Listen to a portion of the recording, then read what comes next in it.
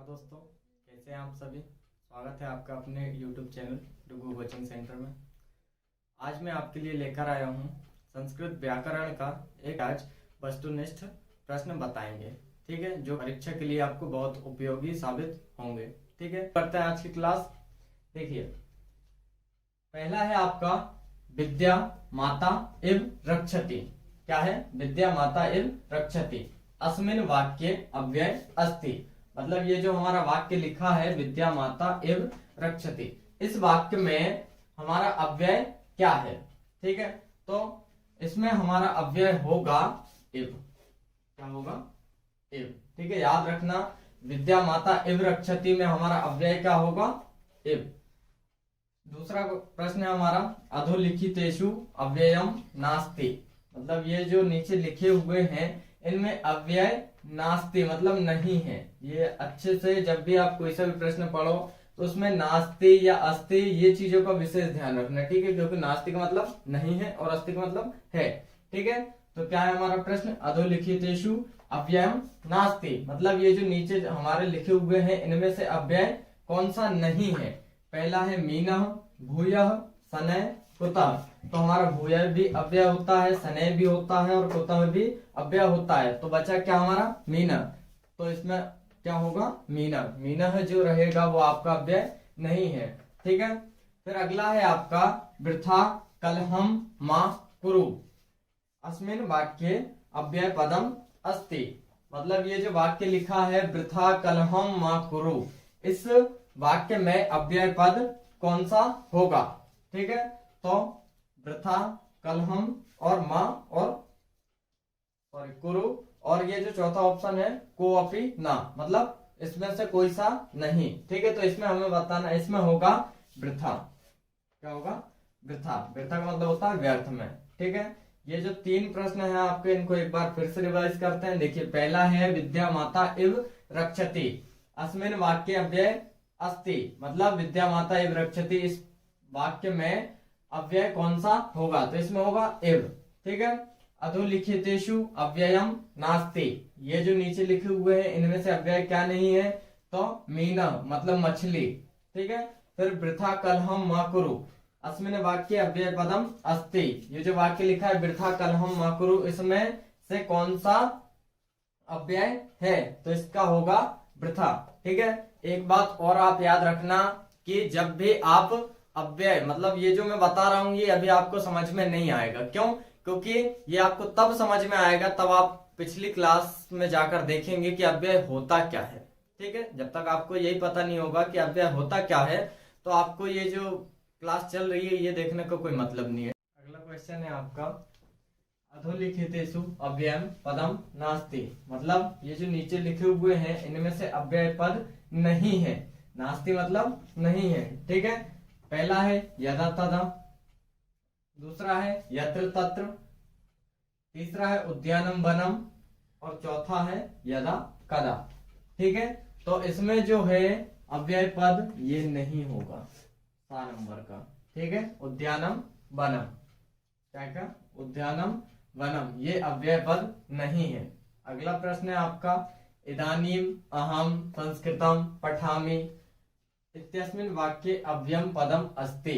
ये जो वाक्य लिखा हुआ है इदानीम अहम संस्कृतम पठामि, इसमें आपका अव्यय पद कौन सा है? ठीक है, किसमें? पहला ऑप्शन है आपका अहम, दूसरा इदानीम, तीसरा संस्कृत और चौथा जो है पठामि। तो इसमें आपका सही होगा 2 नंबर का। ठीक है, कौन सा? इदानीम। अगला है आपका अधोलिखितेषु अव्ययम नास्ति। मतलब ये जो लिखे हुए हैं इनमें से अव्यय नहीं है। पहला है आपका तत्र, दूसरा किंतु, तीसरा अलम और चौथा पठामि। तो इनमें से आपका पठामि नहीं होगा। ठीक है, कौन सा नहीं होगा? पठामि। फिर से एक बार देखते हैं अधोलिखितेषु अव्ययम पदम नास्ति। मतलब पहला जो चौथा नंबर का था हमारा, उसमें हमें बताना था कि अव्यय पद कौन सा नहीं है। तो इसमें क्या आएगा आपका? उद्यानम और वनम। फिर 5वें में इदानीम अहम संस्कृतम पठामि, इस वाक्य में हमें अव्यय पद बताना था कि कौन सा है। तो इसमें आएगा इदानीम, फिर अगला है अधोलिखितेषु अव्ययम नास्ति, मतलब ये जो लिखे हुए हैं इनमें अव्यय कौन सा नहीं है, तो इसमें आएगा हमारा पठामी। ठीक है, आप ये जो क्लास है ना, इसको यदि आप 3 से 4 बार अच्छे से देखते हैं तो आपको बार बार याद करने की जरूरत ही नहीं है। ठीक है, जैसे ही आप देखोगे, या फिर ऐसा कर सकते हैं कि जैसे ही मैं आपको बता रहा हूं तो आप साथ साथ, यदि आपको आंसर इनके पता है तो आप कमेंट बॉक्स में लिखते चलिए। ठीक है, प्रश्न है आपका 7वां, अधोलिखितेषु अव्यय नास्ति, मतलब ये जो लिखे हुए इनमें से अव्यय नहीं है। पहला है आपका मीना, दूसरा कदा, तीसरा पुत्र और चौथा सनय। तो हमें पता है, हमने पहले जो क्लास हुई उसमें हमने पढ़ा है कि कदा, पुत्र और सनय जो है हमारे अव्यय होते हैं। तो इसमें क्या बच रहा है अपना मीना, तो इसमें मीन जो है वो अव्यय नहीं होगा। ठीक है, फिर अगला 8वां प्रश्न है आपका, अध्य अव्ययम हिंदी अर्थम भवति, मतलब ये जो 4 ऑप्शन दिए हुए हैं इनमें से जो अद्य, क्या अद्य, अद्य का हिंदी मीनिंग क्या होगा? ये जो अद्य अव्यय है इन 4 में से इसका हिंदी मीनिंग क्या होगा? पहला है आपका आज, फिर कल, परसों और नरसों। तो अद्य का मतलब होता है आज, इसलिए इसका हिंदी मीनिंग क्या होगा? आज। ठीक है, फिर 9वां क्वेश्चन है आपका, अधोलिखितेषु अव्ययम नास्ति, ये जो लिखे हुए इनमें से अव्यय नहीं है। पहला अत्र, अपि, प्रहारा, यदा। तो इसमें आपका सही ऑप्शन होगा प्रहारा। प्रहारा क्यों? क्योंकि प्रहार जो होता है इसमें क्या है? उपसर्ग है, प्रा। ठीक है, क्या है इसमें? उपसर्ग, इसलिए ये इसमें अव्यय नहीं होगा। ठीक है, 10वां प्रश्न है आपका, तत्र शिवालयः अस्ति इत्यस्मिन् वाक्ये अव्ययम अस्ति, ये जो वाक्य लिखा है तत्र शिवालय अस्ति, इसमें आपका अव्यय होगा। ठीक है, तो इसमें हमें बताना, पहला ऑप्शन है आपका शिवालय, दूसरा तत्र, तीसरा अस्ति और चौथा आलय।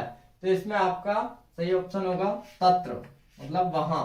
ठीक है, फिर 11वां क्वेश्चन है, अधोलिखितेषु अव्ययम नास्ति, ये जो लिखे हुए हैं आपके ऑप्शन इनमें से अव्यय कौन सा नहीं है? पहला आपका अपि, दूसरा परा, तीसरा अत्र और चौथा कदा। तो इसमें आपका जो सही रहेगा वो होगा परा। क्यों? क्योंकि परा जो होता है वो उपसर्ग होता है, इसलिए ये अव्यय नहीं होगा। ठीक है, एक बार फिर से रिवाइज करते हैं। 7वां प्रश्न जो है आपका, अधोलिखितेषु अव्ययम नास्ति, ये जो लिखे हुए इनमें अव्यय नहीं है, तो इसका सही ऑप्शन होगा आपका मीना।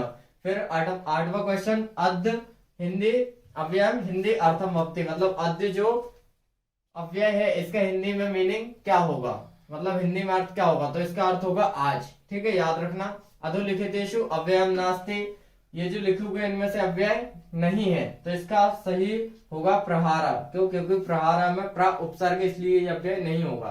तत्र शिवालय अस्ति, वहां शिवालय है, तो इत्यस्मिन् वाक्ये अव्ययम अस्ति, मतलब इस वाक्य में अव्यय क्या है? तो तत्र। ठीक है, फिर अधोलिखितेषु अव्ययम नास्ति, इसमें आपका क्या होगा? परा। परा क्योंकि उपसर्ग है। ठीक है, देखिए आपका पहला प्रश्न है, रामस्य इत्यस्मिन् पदे कः विभक्ति अस्ति, मतलब देखिए थोड़ी बहुत संस्कृत तो आप 10वीं क्लास में है तो जानते ही होंगे। ठीक है, तो ये प्रश्न हमारा क्या कहता है, मतलब इसके हिंदी में अर्थ है कि रामस्य, ये जो पद लिखा है हमारा रामस्य, इस पद में कौन सी विभक्ति है? कह का मतलब कौन सी। ठीक है, रामस्य इत्यस्मिन् पदे कः विभक्ति अस्ति, मतलब रामस्य पद में कौन सी विभक्ति है। ठीक है, तो पहला ऑप्शन है आपका तृतीय विभक्ति, दूसरा ऑप्शन है द्वितीय विभक्ति और तीसरा ऑप्शन है आपका षष्ठी विभक्ति और चौथा ऑप्शन है आपका पंचमी विभक्ति। तो इसका जो सही आंसर होगा वो होगा आपका षष्ठी विभक्ति। ठीक है, यदि आपको राम की विभक्तियां हो तो इससे रिलेटेड कोई सा भी शब्द आए, आपको रामस्य की जगह रामेण आए या रामाय आए या रामात आए, मतलब राम की विभक्ति में से कोई सा भी प्रश्न आता है तो आप उसको आसानी से कर सकते हैं, इसलिए आप राम की विभक्तियां जरूर याद करें। ठीक है, इसका होगा क्या? षष्ठी विभक्ति। क्यों? क्योंकि राम की षष्ठी विभक्ति का एक वचन है क्या? रामस्य। ठीक है, इसलिए इसका क्या होगा? षष्ठी विभक्ति। ठीक है, दूसरा प्रश्न है हमारा मया। क्या है प्रश्न? मया इत्यस्मिन् पदे कः विभक्ति अस्ति, मतलब ये जो शब्द लिखा है आपका मया, इस शब्द में या इस पद में कौन सी विभक्ति है? पहला ऑप्शन है हमारा षष्ठी विभक्ति, दूसरा ऑप्शन है तृतीय विभक्ति, तीसरा ऑप्शन है द्वितीय विभक्ति और चौथा ऑप्शन है आपका सप्तमी। तो इसमें रहेगा आपका तृतीय विभक्ति। ठीक है, मया में कौन सी विभक्ति है? तृतीय विभक्ति। ठीक है, फिर आता है आपका तीसरा प्रश्न है पितृषु इत्यस्मिन् पदे कः विभक्ति अस्ति। कौन सा शब्द है हमारा? पितृषु। मतलब पितृषु जो पद लिखा है या शब्द लिखा है, इस पद में कौन सी विभक्ति है? तो हमारे 4 ऑप्शन है। यदि इसका आपको आंसर पता है तो कमेंट बॉक्स में आप लिखें मेरे लिखने से पहले। ठीक है, देखिए पहला क्या है? सप्तमी विभक्ति बहुवचन। दूसरा ऑप्शन है हमारा सप्तमी विभक्ति एकवचन। तीसरा ऑप्शन है सप्तमी विभक्ति द्विवचन और चौथा और अंतिम ऑप्शन है कोअपि न, मतलब इनमें से कोई नहीं। ठीक है, तो लिख लिया आपने कमेंट बॉक्स में। देखिए इसका है सही सप्तमी विभक्ति बहुवचन। क्या है इसका? सप्तमी विभक्ति बहुवचन। ठीक है, एक बार फिर से हम देखते हैं। पहला क्या था हमारा? रामस्य इत्यस्मिन् पदे कः विभक्ति अस्ति। मतलब रामस्य शब्द में कौन सी विभक्ति है? षष्ठी। ठीक है, फिर मया इत्यस्मिन् पदे कः विभक्ति अस्ति। मया शब्द में कौन सी विभक्ति है? द्वितीय। पितृषु इत्यस्मिन् पदे कः विभक्ति अस्ति। तो इसका सही ऑप्शन होगा सप्तमी विभक्ति बहुवचन। पितृषु जो शब्द है हमारा वो है सप्तमी विभक्ति बहुवचन का। ठीक है, आपका अगला प्रश्न है चौथा प्रश्न, राजा नाम। हमारा शब्द क्या है? राजा नाम इत्यस्मिन् पदे कः विभक्ति अस्ति। मतलब राजा नाम जो शब्द लिखा है इसमें कौन सी विभक्ति है, हमें ये बताना है। ठीक है, इसका 4 ऑप्शन है। पहला द्वितीय विभक्ति, दूसरा चतुर्थी विभक्ति, तीसरा ऑप्शन है प्रथमा विभक्ति और चौथा ऑप्शन है पंचमी विभक्ति। ठीक है, तो इसका जो सही आंसर होगा द्वितीय विभक्ति। राजा नाम में कौन सी विभक्ति है? द्वितीय विभक्ति, याद रखना। ठीक है, हमारा 5वां अगला प्रश्न है अधोलिखितेषु पंचमी विभक्ति अस्ति। ये जो नीचे ऑप्शन लिखे हुए हैं इनमें से पंचमी विभक्ति कौन से शब्द में है या कौन से पद में है, हमें ये बताना है। ठीक है, हमारा पहला ऑप्शन है बालकेभ्यः, दूसरा फलाभ्याम, तीसरा राज्ञः और चौथा जो ऑप्शन है सर्वैरपि। सर्वैरपि मतलब ये जो बाकी के 3 है ये सभी। ठीक है, तो इसका हमारा होगा, देखिए पंचमी विभक्ति में बालकेभ्यः भी आता है, बालक की पंचमी विभक्ति में बालकेभ्यः भी आता है, जैसे राम की पंचमी में रामेभ्यः भी आता है वैसे ही इसमें आता है। फिर फलाभ्याम, ठीक है, ये भी पंचमी विभक्ति का है। राज्ञः, ये भी पंचमी विभक्ति का है। तो हमारा इसमें सही ऑप्शन क्या होगा? जब हमारे तीनों ही पंचमी विभक्ति में आते हैं तो इसका चौथा सही होगा सर्वव्यापी, मतलब सभी। ठीक है, 6वां प्रश्न है कवि पदस्य शब्दस्य द्वितीय विभक्ति रूपम किम। ये जो कवि शब्द लिखा है इसकी द्वितीय विभक्ति का रूप क्या होगा, मतलब द्वितीय विभक्ति में किस टाइप से इसका शब्द बनेगा। ठीक है, पहला हमारा ऑप्शन है कविम, दूसरा कविः, तीसरा कविना और चौथा कविः। ठीक है, कवि शब्द की द्वितीय विभक्ति, तो इसका सही होगा कविम। पहला क्या होगा? कविम। ठीक है, एक बार फिर से इनको रिवाइज करता है। पहला था हमारा, चौथा प्रश्न था राजा नाम इत्यस्मिन् पदे कः विभक्ति अस्ति। राजा नाम में कौन सी विभक्ति है? तो द्वितीय विभक्ति। ठीक है, फिर अधोलिखितेषु पंचमी विभक्ति का अस्ति। ये जो लिखे हुए इनमें पंचमी विभक्ति कौन सी उसमें है? तो बालकेभ्यः में पंचमी विभक्ति होती है, फलाभ्याम में भी पंचमी विभक्ति होती है, राज्ञः में भी पंचमी विभक्ति होती है, और तो ये तीनों में होती है, इसलिए हमने किस पे लगाया? सर्वव्यापी, मतलब सभी में। ठीक है, फिर 6वां प्रश्न है हमारा कवि शब्दस्य द्वितीय विभक्ति रूपम किम। कवि शब्द का द्वितीय विभक्ति का रूप क्या होगा? तो इसका होगा हमारा कविम। ठीक है, याद रखना। ठीक है, आगे देखते हैं हम। हमारा 7वां प्रश्न है रामाणाम इत्यस्मिन् शब्दे विभक्ति अस्ति। हमारा शब्द लिखा है जो रामा नाम, इस शब्द में कौन सी विभक्ति है? पहला ऑप्शन है हमारा द्वितीय, दूसरा है पंचमी, तीसरा है चतुर्थी और चौथा है षष्ठी। ठीक है, तो हमारा जो इसका सही आंसर होगा वो होगा षष्ठी। ठीक है, क्यों? क्योंकि रामाणाम किसमें आता है? षष्ठी विभक्ति में। ठीक है, फिर 8वां प्रश्न है हमारा राम शब्दे षष्ठी विभक्ति रूपम अस्ति। राम का जो शब्द है उसमें षष्ठी विभक्ति का रूप कौन सा है? ये जो राम शब्द लिखा है इसमें षष्ठी विभक्ति का रूप कौन सा है? ये 4 ऑप्शन दिए इनमें से। ठीक है, पहला है हमारा रामः, दूसरा है रामम, तीसरा है रामस्य और चौथा है रामायण। ठीक है, तो इसमें सही क्या होगा? रामस्य। रामस्य ये राम शब्द की षष्ठी विभक्ति का एक वचन है। ठीक है, इसके वचन कैसे चलते हैं षष्ठी विभक्ति के? रामस्य, रामयो, रामायणम। हमने ऊपर वाले में भी देखा था, क्या था? रामायणम। ये भी षष्ठी विभक्ति का था लेकिन ये बहुवचन का था। ठीक है, ये कौन से वचन का है? एक वचन का है, षष्ठी विभक्ति का ही लेकिन एक वचन का। ठीक है, अगला प्रश्न है हमारा 9वां वाला। गृहात शब्द क्या हमारा? गृहात इत्यस्मिन् पदे विभक्ति अस्ति। ये जो शब्द लिखा है गृहात, इस पद में कौन सी विभक्ति है? ठीक है, हमारा पहला ऑप्शन है चतुर्थी, दूसरा ऑप्शन है पंचमी, तीसरा ऑप्शन है सप्तमी और चौथा ऑप्शन है तृतीय। तो इसका सही होगा पंचमी। क्यों? क्योंकि ये गृहात, ग्रह जो शब्द चलते हैं वो राम के रूप की तरह चलते हैं। राम के पंचमी विभक्ति क्या होती है? रामात। तो ग्रह की पंचमी विभक्ति क्या होगी? गृहात। ठीक है, अगला है हमारा 10वां प्रश्न और अंतिम प्रश्न इस क्लास का। क्या शब्द है हमारा? बालकम।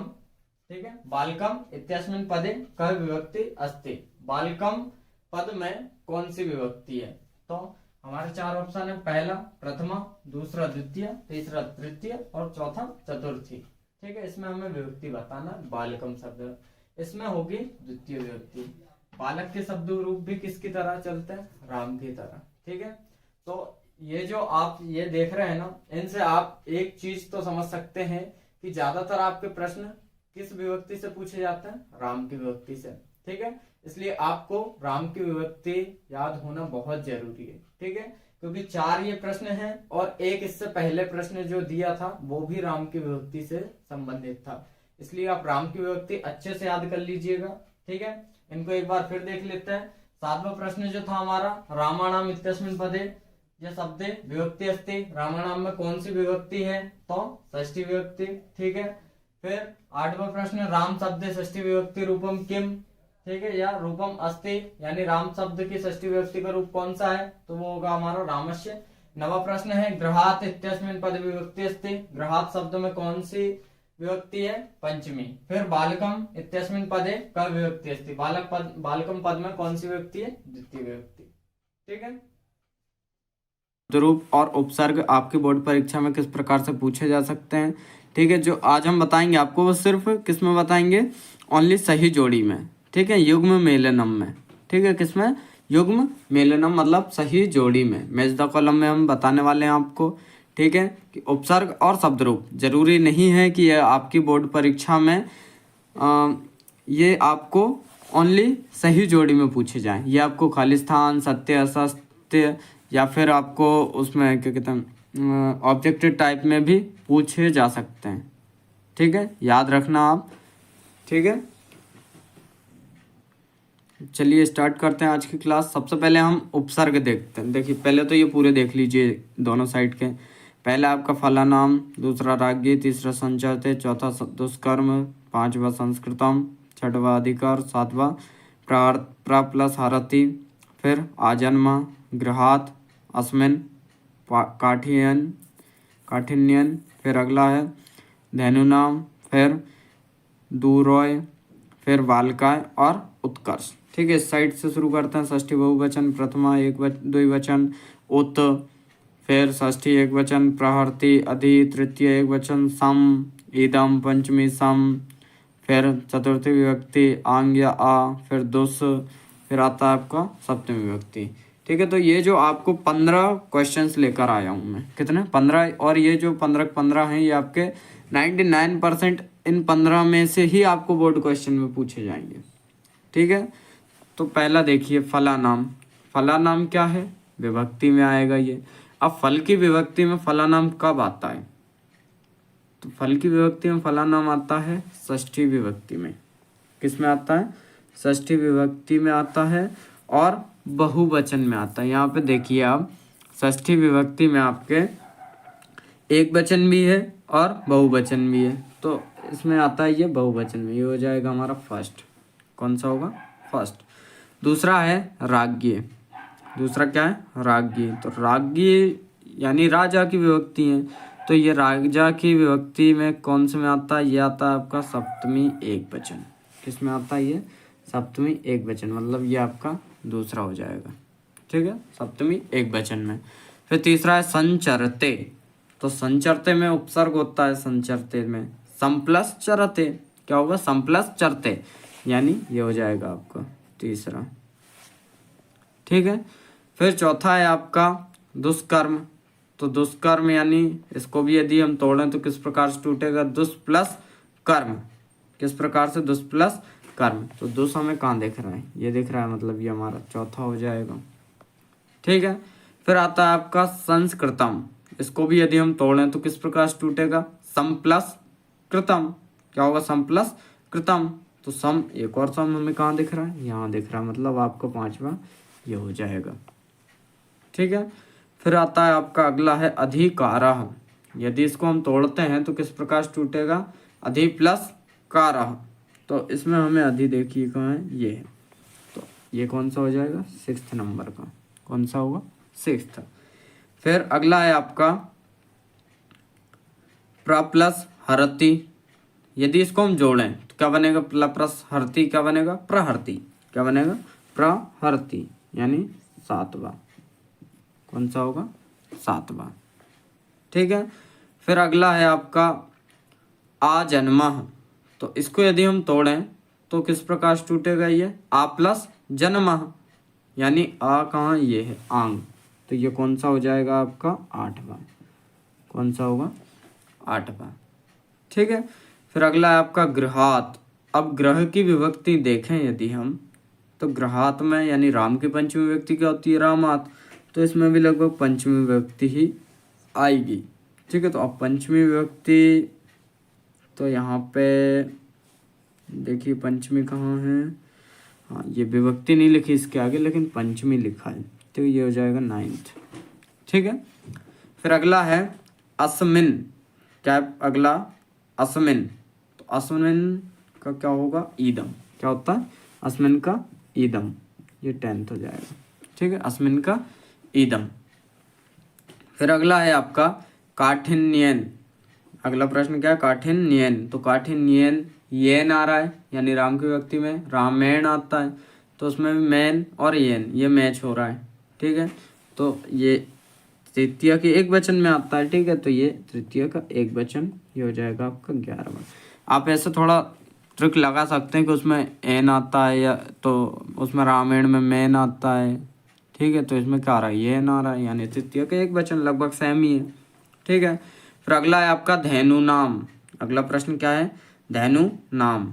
तो रामानाम होता है उसका, तो इसमें षष्ठी ये है, लेकिन रामानाम तो हमारा षष्ठी के द्विवचन में आता है, सॉरी षष्ठी के बहुवचन में आता है रामानाम।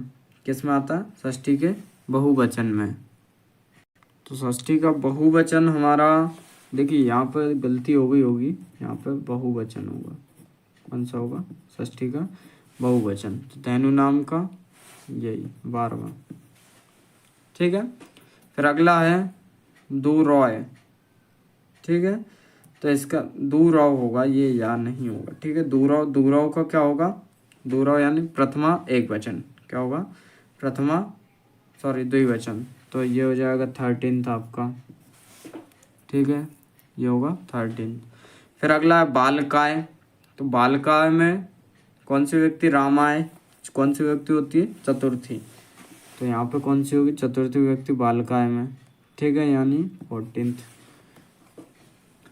फिर अगला प्रश्न है उत्कर्ष। अगला प्रश्न क्या है आपका? उत्कर्ष। तो अब यहाँ पे बच क्या रहा है हमारा? क्या बच रहा है आपका? उत। देखिए यहाँ पे क्या बच रहा है? उत। तो इसका ये कौन सा होगा? 15th। ठीक है, प्रत्यय, विशेषण और विशेष से संबंधित क्वेश्चन आंसर। ठीक है, जो कि आपके बोर्ड एग्जाम में लगभग 99% पूछे ही जाते हैं, इनमें से ही आएंगे, इनमें के बाहर आपको बिल्कुल भी कुछ भी नहीं जाएगा। ठीक है, याद रखना क्या क्या पढ़ने वाले हैं हम आज? प्रत्यय, विशेषण और विशेष्य। ठीक है, ये इसमें मैं आपको लगभग 15 से 20 क्वेश्चन बताऊंगा, ठीक है, जो कि आपको बोर्ड का जो एग्ज़ाम होंगे उसमें लगभग आएगा ही, आपको याद रखना, ठीक है, ठीक है, याद रखना। और मैं आपको टोटल 20 क्वेश्चन बताऊंगा, ठीक है। जो प्रत्यय थे मैंने आपको ट्रिक से समझाए थे, तो वही ट्रिक हमें इसमें यूज़ करना है, ठीक है। और एक बात और याद रखना, ये जो जितने भी क्वेश्चन बताऊंगा ये पूरे आपको मैं बताऊंगा ऑब्जेक्टिव टाइप में, वस्तुनिष्ठ प्रश्न के रूप में बताऊंगा, ठीक है। मतलब कि इसमें हमें ऑप्शन दिए रहेंगे, इनमें से कोई एक ऑप्शन हमें चूज करके लिखना है, ठीक है। शुरू करते हैं आज की क्लास। देखिए, कक्षा 10वीं ये हमारी क्लास है, ठीक है। फिर प्रत्यय विशेषणम विशेष्यम उचितम विकल्पम चित्वा लिखतः, ठीक है। मतलब प्रत्यय विशेषणम या विशेष्य से संबंधित हमें उचित विकल्पों को चुनकर लिखना है। मतलब कि ये जो ऑब्जेक्टिव हैं इनमें से हमें जो भी राइट है उस पर टिक करना है, ठीक है। शुरू करते हैं। हमारा पहला क्वेश्चन है गच्छन, क्या लिखा है, गच्छन इति पदे कः प्रत्ययः अस्ति। मतलब कि ये जो हमारा शब्द लिखा है गच्छन, इसमें हमें बताना है कि कौन सा प्रत्यय है, ठीक है। पहला ऑप्शन है हमारे पास तुमुन, दूसरा सत्र, तीसरा सानच और चौथा जो है वो क्यत। तो मैंने जब भी आपको मैंने जब इसकी क्लास हुई थी हमारी प्रॉपर प्रत्यय की, तब मैंने आपको बताया था कि जब भी हमारा पीछे ना आए, क्या आए, ना, मतलब गच्छन, तो उसमें कौन सा प्रत्यय होगा, उसमें होगा सत्र प्रत्यय। कौन सा होगा, सत्र, याद रखना, कौन सा, सत्र। फिर अगला प्रश्न है आपका दूसरा प्रश्न, पठनीयः, क्या है प्रश्न, पठनीयः इत्यस्मिन् पदे प्रत्ययः अस्ति। मतलब कि ये जो हमारा शब्द लिखा है पठनीयः, इसमें कौन सा प्रत्यय है ये हमें बताना है। पहला त्वा, दूसरा क्यत, तीसरा सत्य और चौथा अनियर। तो पीछे जब भी नियः आता है, क्या आ रहा है इसमें, देखिए नियः, पीछे क्या आ रहा है, नियः।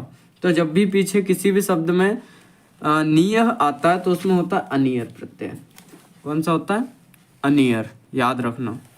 फिर अगला प्रश्न है आपका विहाय इत्यस्मिन् पदे प्रत्ययः अस्ति।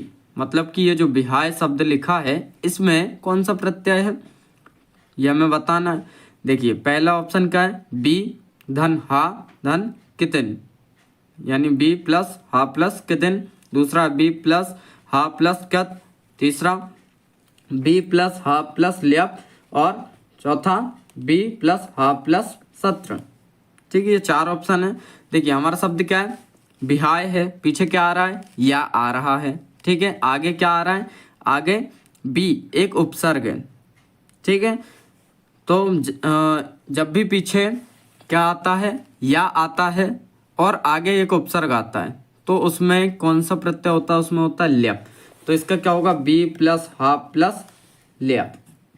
ठीक है, जब भी पीछे किसी शब्द में या आता है और आगे उपसर्ग आता है और बीच में एक धातु रहती तो उसमें क्या होता है, ल्यप प्रत्यय होता है। ठीक है, फिर हन धातो, अगला प्रश्न है आपका, हन धातो क्यतः प्रत्यय संयोष्यम रूपम अस्ति। मतलब कि हन धातु में यदि हम क्यत प्रत्यय जोड़ दें तो उनके जोड़ने पर कौन सा शब्द बनेगा, यानी कि उस शब्द का रूप क्या होगा। तो पहला ऑप्शन है हमारा हंतः, दूसरा हतः, तीसरा हंतः और चौथा हमतः। ठीक है, तो इसका होगा हतः। क्या होगा, हतः। हन प्लस क्यत इज इक्वल टू क्या होता है, हतः। ठीक है, फिर अगला प्रश्न है आपका पांचवा प्रश्न, क्री प्लस तुमुन संयोज्य रूपम अस्ति। मतलब कि क्री प्लस तुमुन को यदि हम जोड़ते हैं तो उसके जोड़ने के बाद क्या बनेगा, मतलब जो शब्द होगा वो क्या होगा। पहला ऑप्शन है हमारे पास क्रेतुम, दूसरा कर्तुम, तीसरा क्रीतुम और चौथा क्रतुम। तो इसका राइट आंसर होगा कर्तुम।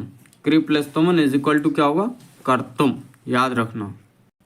अगला प्रश्न है आपका प्रश्न क्रमांक 6, गंतुम इत्यस्मिन् पदे प्रत्ययः अस्ति। मतलब कि ये जो आपका शब्द लिखा है गंतुम, इसमें कौन सा प्रत्यय है। ठीक है, शब्द क्या हमारा गंतुम, इसमें हमें बताना क्या है, इसमें कौन सा प्रत्यय है। पहला आपका ऑप्शन है इसमें अनियर, दूसरा है क्यदबतु, तीसरा सानच और चौथा जो ऑप्शन है आपका तुमुन। तो जब भी पीछे किसी शब्द में तुम आता है, क्या आता है? तुम, तो उसमें कौन सा प्रत्यय होता है? उसमें होता है तुमुन। ठीक है, याद रखना। और ये मैंने आपको जब प्रत्यय पढ़ाए थे, मतलब एक सेपरेट वीडियो जो उसकी अलग से बनाई थी, उसमें मैंने आपको पूरे ट्रिक के द्वारा बताए हैं। ठीक है, तो इसमें जब भी आपको किसी शब्द में पीछे तुम दिखे तो उसमें कौन सा प्रत्यय होगा? तुमुन, याद रखना। ठीक है, फिर अगला प्रश्न है आपका प्रश्न क्रमांक 7। सेव धातोः सानच प्रत्यय समयोज्य रूपम अस्ति। मतलब सेव धातु में यदि हम सानच प्रत्यय जोड़ते हैं, क्या जोड़ते हैं? सानच प्रत्यय। सेव धातु है हमारी, सेव धातु है और उसमें हमें क्या जोड़ना है? सानच प्रत्यय जोड़ना है। तो इसका जो रूप बनेगा, मतलब टोटल एक शब्द बन के क्या आएगा, ये हमें बताना। उसके बाद आता है आपका क्वेश्चन नंबर 8। देखिए क्या है? भू धातु क्यतः प्रत्यय समयोज्य रूपम भवति। मतलब हमें बताना है कि भू धातु में यदि हम कृत प्रत्यय जोड़ते हैं तो उसका समयोज्य मतलब कि एक टोटल शब्द बन के क्या आएगा हमारे सामने। ठीक है, 4 ऑप्शन है हमारे पास। देखिए, पहला है भूतवा, दूसरा भूतः, तीसरा भूयः और चौथा ऑप्शन है भूति। तो यदि जब भी हम किसी में क्यत प्रत्यय जोड़ते हैं तो उसमें पीछे आता है तह। क्या आता है? तह। तह हमें कहाँ दिख रहा है? सेकंड ऑप्शन में। ठीक है, इसलिए इसका राइट क्या होगा? भूतः। भू प्लस क्यतः इज इक्वल टू क्या होगा? भूतः। इसके बाद 9th क्वेश्चन आता है आपका कर्तव्यम इत्यस्मिन् पदे प्रत्ययः अस्ति। कर्तव्यम शब्द में हमें बताना है कि कौन सा प्रत्यय है। पहला ऑप्शन है आपका सानच, दूसरा सत्र, तीसरा तव्यत, चौथा मतुप। तो इसका राइट आंसर होगा तव्यत। क्या होगा? तव्यत। ठीक है, जब भी किसी शब्द में पीछे तव्यम आता है तो वहाँ उसमें कौन सा प्रत्यय होता है? तव्यत। ठीक है, देखिए अब अगला आता है आपका 10th क्वेश्चन। जेयः इत्यस्मिन् पदे प्रत्ययः अस्ति। मतलब जेयत जो पद है उसमें प्रत्यय कौन सा है, ये बताना है हमें। पहला व्यत, दूसरा क्यप, तीसरा यत और चौथा क्यत। तो देखिए पहला जो है व्यत, ये कोई भी प्रत्यय नहीं होता है। फिर क्यप, ये भी कोई सा प्रत्यय नहीं होता है। यत, ये भी कोई सा प्रत्यय नहीं होता है। बचा क्या हमारा? क्यत। तो इसका राइट आंसर क्या होगा? क्यत प्रत्यय। ठीक है, इसके बाद आता है क्वेश्चन नंबर 11। देखिए क्या है? कश्चित् कृषकः क्षेत्रकर्षणं कुर्वन्नासीत् अस्मिन् वाक्ये विशेषण पदम किम।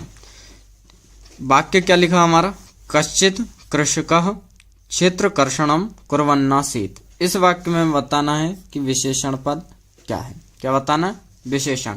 आपके पास 4 ऑप्शन दिए। पहला कश्चित्, दूसरा कृषकः, तीसरा आसीत् और चौथा क्षेत्रकर्षणम। तो इसका राइट आंसर होगा कश्चित। क्या होगा? कश्चित, फर्स्ट वाला। ठीक है, फिर प्रश्न है आपका 12th। कृषकः तम दुर्बलम वृषभम तोदनेन नद्यमानः अवर्तत अस्मिन् वाक्ये विशेषण पदम किम। ठीक है, यानी कि हमें ये जो वाक्य दिया है, ये लिखा है कृषकः तम दुर्बलम वृषभम तोदनेन नद्यमानः अवर्तत। इस वाक्य में हमें बताना है कि विशेषण क्या है। ठीक है, क्या बताना है? विशेषण। हमारे पास 4 ऑप्शन है। पहला कृषकः, दूसरा दुर्बलम, तीसरा वृषभम और चौथा तोदनेन। तो इसका राइट आंसर है दुर्बलम। क्या होगा? दुर्बलम। फिर अगला प्रश्न है आपका कृष्णः धेनु दुग्धम न ददाति अस्मिन् वाक्ये विशेषण पदम किम। ये जो वाक्य लिखा है कृष्णः धेनु दुग्धम न ददाति, इसमें हमें बताना कि विशेषण क्या है। पहला ऑप्शन है धेनु, दूसरा ददाति, तीसरा दुग्धम और चौथा कृष्णा। तो इसका राइट आंसर होगा कृष्णा। क्या होगा? कृष्णा। ठीक है, अगला प्रश्न है आपका 40 नंबर का। देखिए भार्या बुद्धिमती आसीत अस्मिन् वाक्य विशेषण पदम किम। ठीक है, ये जो वाक्य लिखा है क्या है? भार्या बुद्धिमती आसीत। भार्या कैसी थी? बुद्धिमती थी। ठीक है, तो इसमें हमें क्या बताना है? विशेषण बताना है कि इसमें विशेषण पद कौन सा है। पहला ऑप्शन है आपका बुद्धिमती, दूसरा है भार्या, तीसरा आसीत और चौथा बसती। इसका जो राइट आंसर होगा वो बुद्धिमती होगा। क्या होगा? बुद्धिमती। ठीक है, याद रखना। फिर अगला प्रश्न है आपका, व्यायामेन शरीरम पुष्टम भवति अस्मिन् वाक्ये विशेषण पदम किम। ये जो वाक्य लिखा है व्यायामेन शरीरम पुष्टम भवति, इसमें हमें बताना है विशेषण। ठीक है, कि विशेषण पद कौन सा है। पहला ऑप्शन है शरीरम, दूसरा पुष्टम, तीसरा कलहम और चौथा कोअपि न। तो इसका राइट आंसर होगा पुष्टम। फिर अगला प्रश्न है, हरिश्चंद्रः राज्ञः सत्यवादी आसीत् इत्यस्मिन् वाक्ये विशेष्य पदम किम। ये जो वाक्य लिखा है हरिश्चंद्र राज्ञा, मतलब हरिश्चंद्र जो राजा थे वो सत्यवादी थे। तो इसमें हम बताने कि विशेष्य क्या है। याद रखना क्या पूछ रहा है वो, विशेष्य। अभी तक क्या पूछा जा रहा था? विशेषण। ठीक है, अभी तक क्या पूछा जा रहा था? विशेषण। लेकिन अब क्या बोल रहा है वो, विशेष्य बताना है हमें। ठीक है, पहला ऑप्शन है आपका राज्ञः, दूसरा हरिश्चंद्र, तीसरा सत्यवादी और चौथा आसित। तो इसका राइट आंसर होगा राज्ञः। अगला प्रश्न है, सन्यासी गृह त्यागी भवति इत्यस्मिन् वाक्य विशेष्य पदम किम। ये जो आपका वाक्य लिखा है सन्यासी गृह त्यागी भवति, मतलब सन्यासी जो होते हैं वो घर को त्याग देते हैं। तो इसमें हमें बताना है कि विशेष्य क्या है। क्या बताना है? विशेष्य क्या है। आपके चार ऑप्शन है, पहला है गृह त्यागी, दूसरा भवति, तीसरा सन्यासी और चौथा ऑप्शन है आपका कोअपि न। तो इसका राइट आंसर होगा सन्यासी। क्या होगा? सन्यासी। ठीक है, इसमें विशेष्य क्या है? सन्यासी। अगला प्रश्न है, राजसिंह पार्श्वे बुद्धिमान मंत्री आसीत अस्मिन् वाक्ये विशेष्य पदम किम। ये जो वाक्य लिखा है राजसिंह पार्श्वे बुद्धिमान मंत्री आसीत, मतलब राज सिंह के पास में, पार्श्वे का मतलब क्या होता है? पास में, बुद्धिमान मंत्री आसीत का मतलब थे। तो इस वाक्य में ये जो वाक्य लिखा है इसमें हमें बताना है कि विशेष्य क्या है। क्या बताना है? विशेष्य पद क्या है। पहला ऑप्शन है राजसिंह, दूसरा मंत्री, तीसरा बुद्धिमान और चौथा पार्श्वे। तो इसका राइट आंसर होगा मंत्री। राज सिंह के पास जो मंत्री थे वो बुद्धिमान थे। ठीक है, फिर अगला प्रश्न है, रामः सर्वेषु राज्येषु उत्तमः आसीत् इत्यस्मिन् वाक्य विशेष्य पदम किम।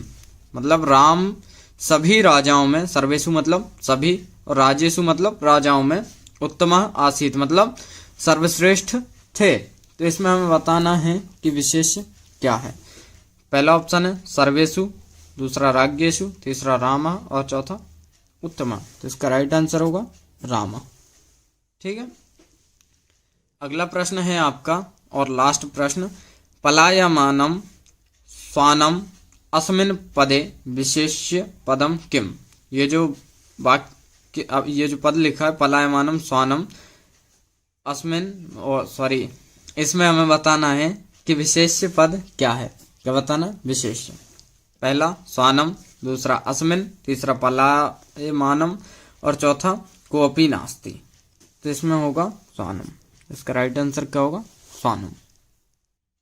तो ये आज की क्लास में मैंने आपको प्रत्यय, विशेषण और विशेष्य बताए। ठीक है, आपके बोर्ड एग्जाम में जो आपके अभी होने वाले हैं बोर्ड के एग्जाम, उसमें आपको लगभग इनमें से ही पूछे जाएंगे। ठीक है, जो भी खाली स्थान में या सही विकल्प में आपको प्रत्यय नहीं, पर्यायवाची और विलोम शब्द जो भी आएंगे वो आपको इन्हीं में से पूछे जाएंगे। ठीक है, याद रखना क्या क्या बता रहा हूँ आज, पर्यायवाची शब्द और विलोम शब्द। ये सिर्फ मैं आपको बता रहा हूँ खाली स्थान में, लेकिन ये आपको आ सकते हैं सही विकल्प में भी आ सकते हैं, सही जोड़ी में भी आ सकते हैं, सही खाली स्थान में भी आ सकते हैं। तो आप याद रखना। ठीक है, तो आज का क्लास शुरू करते हैं। देखिए, पहला क्या है आपका प्रश्न, सलीलम इत्यस्य पर्याय पदम। हमें क्या बताना है कि जो सलील है उसका हमें पर्यायवाची बताना है। हमारे पास दो ऑप्शन है, पहला नीरह, दूसरा शरीरम। पहला नीरम, दूसरा शरीरम। तो इसका राइट आंसर क्या होगा? इसका राइट आंसर होगा नीरम। कौन सा होगा? नीरम। ठीक है, सलीलम का पर्यायवाची क्या होगा? नीरम। याद रखना आप। और एक चीज़ और याद रखना आप, आज मैं सिर्फ आज की क्लास है उसमें मैं आपको ओनली 20 क्वेश्चंस बताऊंगा। कितने? ओनली 20 प्रश्न बताऊंगा जो कि लगभग आपके आएंगे ही, इसी में से आएगा, इसके बाहर नहीं जाएगा। ठीक है। दूसरा प्रश्न है आपका पवनः इत्यस्य पर्याय पदम।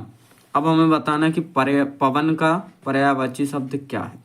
तो हमारे पास फिर दो ऑप्शन, पहला वायु, दूसरा तड़ागम। ठीक है। पवन मतलब वायु, क्या होगा इसका राइट आंसर? वायु, याद रखना आप। ठीक है। तीसरा प्रश्न है आपका भार्या इत्यस्य पर्याय पदम।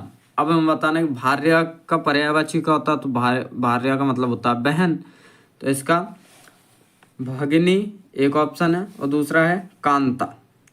ठीक है। तो इसका क्या होगा? कांता। ठीक है। भगिनी का मतलब होता है बहन। ठीक है। और भार्या का मतलब होता है पत्नी, याद रखना आप। ठीक है। वहाँ पे मैंने गलत बोल दिया, तो भार्या का मतलब होता है पत्नी। फिर चौथा ऑप्शन है आपका, सॉरी चौथा ऑप्शन नहीं, चौथा क्वेश्चन है आपका आम्रम इत्यस्य पर्याय पदम। पहला रसालम, दूसरा फलम। तो आम्रम का मतलब होता है आम्रम यानी आम। ठीक है। तो आम का जो पर्यायवाची होगा वो क्या होगा? रसालम। क्या होगा? रसालम। फिर पांचवा प्रश्न है आपका वनम इत्यस्य पर्याय पदम। अब हमें बताना है कि वन का पर्यायवाची क्या होगा। तो वन तो सभी जानते हैं क्या होता है, वन यानी जंगल। पहला आननम, दूसरा काननम। तो काननम होगा इसका राइट आंसर। कौन सा होगा? काननम। ठीक है। फिर अगला प्रश्न है आपका प्रश्न क्रमांक 6, उसमें है अग्नि इत्यस्य पर्याय पदम। यानी अग्नि का पर्यायवाची क्या होगा। हमारे पास दो ऑप्शन है, पहला नीरज है, दूसरा अनलम, अनल है। तो अग्नि का क्या होगा? अनल, याद रखना। ठीक है। अग्नि का अनल। ठीक है। फिर प्रश्न क्रमांक 7 है सविता इत्यस्य पर्याय पदम। यानी सविता का पर्यायवाची क्या होगा। तो पहला मधुकर, दूसरा दिवाकरम। तो सविता का क्या होगा? दिवाकरम, याद रखना। सविता का क्या होगा? दिवाकर। फिर अगला प्रश्न है आपका प्रश्न क्रमांक 8 गजः इत्यस्य पर्याय पदम। यानी गज का पर्यायवाची क्या होगा। पहला ऑप्शन है घोटकः, दूसरा करी। तो इसका राइट आंसर क्या होगा? करी, याद रखना। क्या होगा? करी होगा। फिर क्वेश्चन नंबर 9 है आपका सुधियः इत्यस्य पर्याय पदम। अब हम बताना कि सुधियः का पर्यायवाची क्या होता है। आपके पास दो ऑप्शन, फिर अभिज्ञ, दूसरा वैज्ञानिक। तो अभिज्ञ, क्या होगा इसका राइट आंसर? अभिज्ञ, याद रखना आप। ठीक है।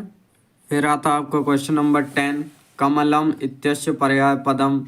यानी कमल का पर्यायवाची बताना है। तो हमारे पास दो ऑप्शन है पंकजम या पुष्पम। तो इसका राइट आंसर होगा पंकजम।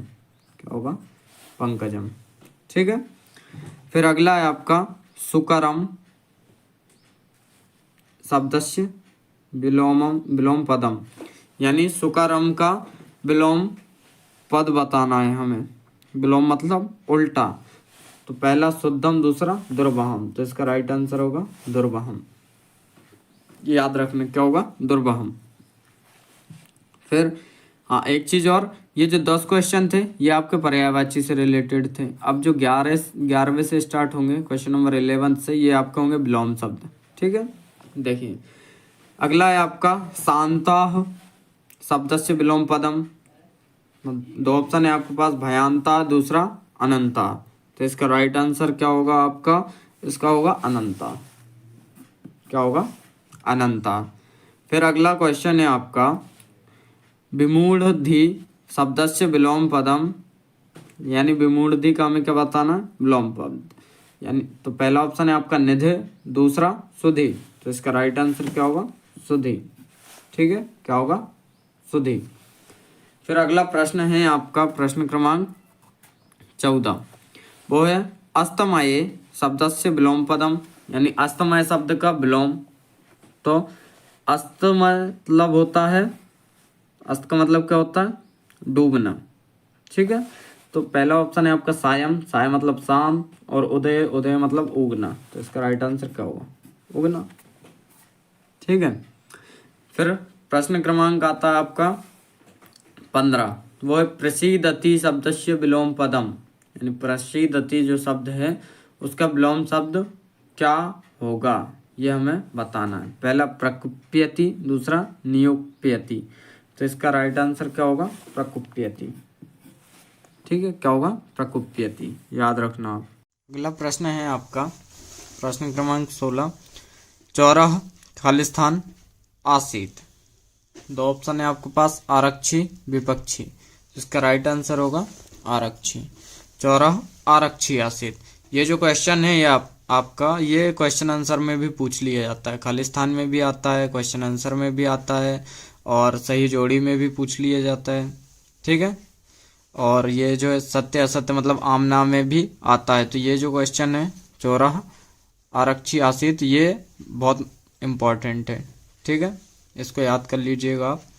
फिर अगला प्रश्न है कृशकायः खालिस्तान आसीत। पहला ऑप्शन अभियुक्तः, दूसरा नियुक्तः। तो इसका राइट आंसर होगा अभियुक्तः। क्या होगा, अभियुक्तः। फिर अगला प्रश्न है पिता पुत्राय बाल्ये खालिस्तान यच्छति।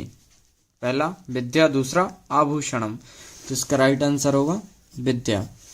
पिता पुत्राय बाल्ये मतलब बाल्य का मतलब बचपन में, बाल्य का मतलब क्या होता है, बचपन में। तो पिता पुत्र को बचपन में क्या देता है, यच्छति मतलब देना, क्या देता है, विद्या। ठीक है, याद रखना आप। फिर अगला प्रश्न है बाची खालिस्तान भवेत। पहला वक्रता, दूसरा अवक्रता। तो इसका राइट आंसर होगा वक्रता। ठीक है, बाची वक्रता भवेत। ठीक है, फिर अगला है खालिस्तान प्राणिनः भूकंपेन निहन्यन्ते। पहला कृषका, दूसरा विवसा। तो इसका राइट आंसर होगा विवसा। ठीक है, ठीक है। तो आज की क्लास यहीं पे ख़त्म होती है। और आज की क्लास मैंने आपको क्या क्या पढ़ा है, देखिए पर्यायवाची, विलोम शब्द और ये खालिस्तान बताए। ठीक है, क्या क्या बताया, पर्यायवाची शब्द बताए, विलोम शब्द बताए और ये खालिस्तान बताए। ये जितने भी क्वेश्चन आज मैंने आपको बताए हैं ये आपकी बोर्ड परीक्षा में लगभग आएंगे ही। इन्हीं क्वेश्चन में से ये आपको 20 क्वेश्चन बताए हैं। जितने भी क्वेश्चन आएंगे इन्हीं में से आएंगे, इनके बाहर कुछ भी नहीं जाएगा। ठीक, और समास से रिलेटेड क्वेश्चंस के आंसर। ठीक है, मतलब संधि और समास से जो भी क्वेश्चन आपको बोर्ड एग्जाम में आएंगे वह क्वेश्चन मैं बताऊंगा आज। ठीक है, और ये जो मैं क्वेश्चन बताऊंगा ये आम और ना मतलब ट्रू और फॉल्स के फॉर्म में बताऊंगा। ठीक है, लेकिन ज़रूरी नहीं है कि ये क्वेश्चंस आपको ट्रू फॉल्स के आम या ना के फॉर्म में ही पूछे जाएं। ठीक है, ये बिल्कुल भी ज़रूरी नहीं है। ये जो क्वेश्चंस हैं ये आपको खालिस्तान में पूछ लिए जाएंगे, सही जोड़ी में पूछ लिए जाएंगे या फिर आपको टिक द करेक्ट में पूछ लिए जाएंगे। ठीक है, मतलब वस्तुनिष्ठ प्रश्न में आपको ये पूछ लिए जा सकते हैं, पूछे जा सकते हैं। ठीक है, याद रखना आप कौन सी क्लास है ये, संधि और समास से रिलेटेड। ठीक है, संधि और समास की क्लास है।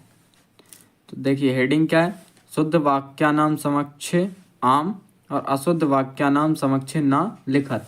मतलब जो शुद्ध वाक्य है मतलब जो सही है उसके सामने क्या लिखना है, हमें आम लिखना है। ठीक है, और अशुद्ध वाक्यानाम समक्षे मतलब जो गलत है उसके सामने क्या लिखना है, ना।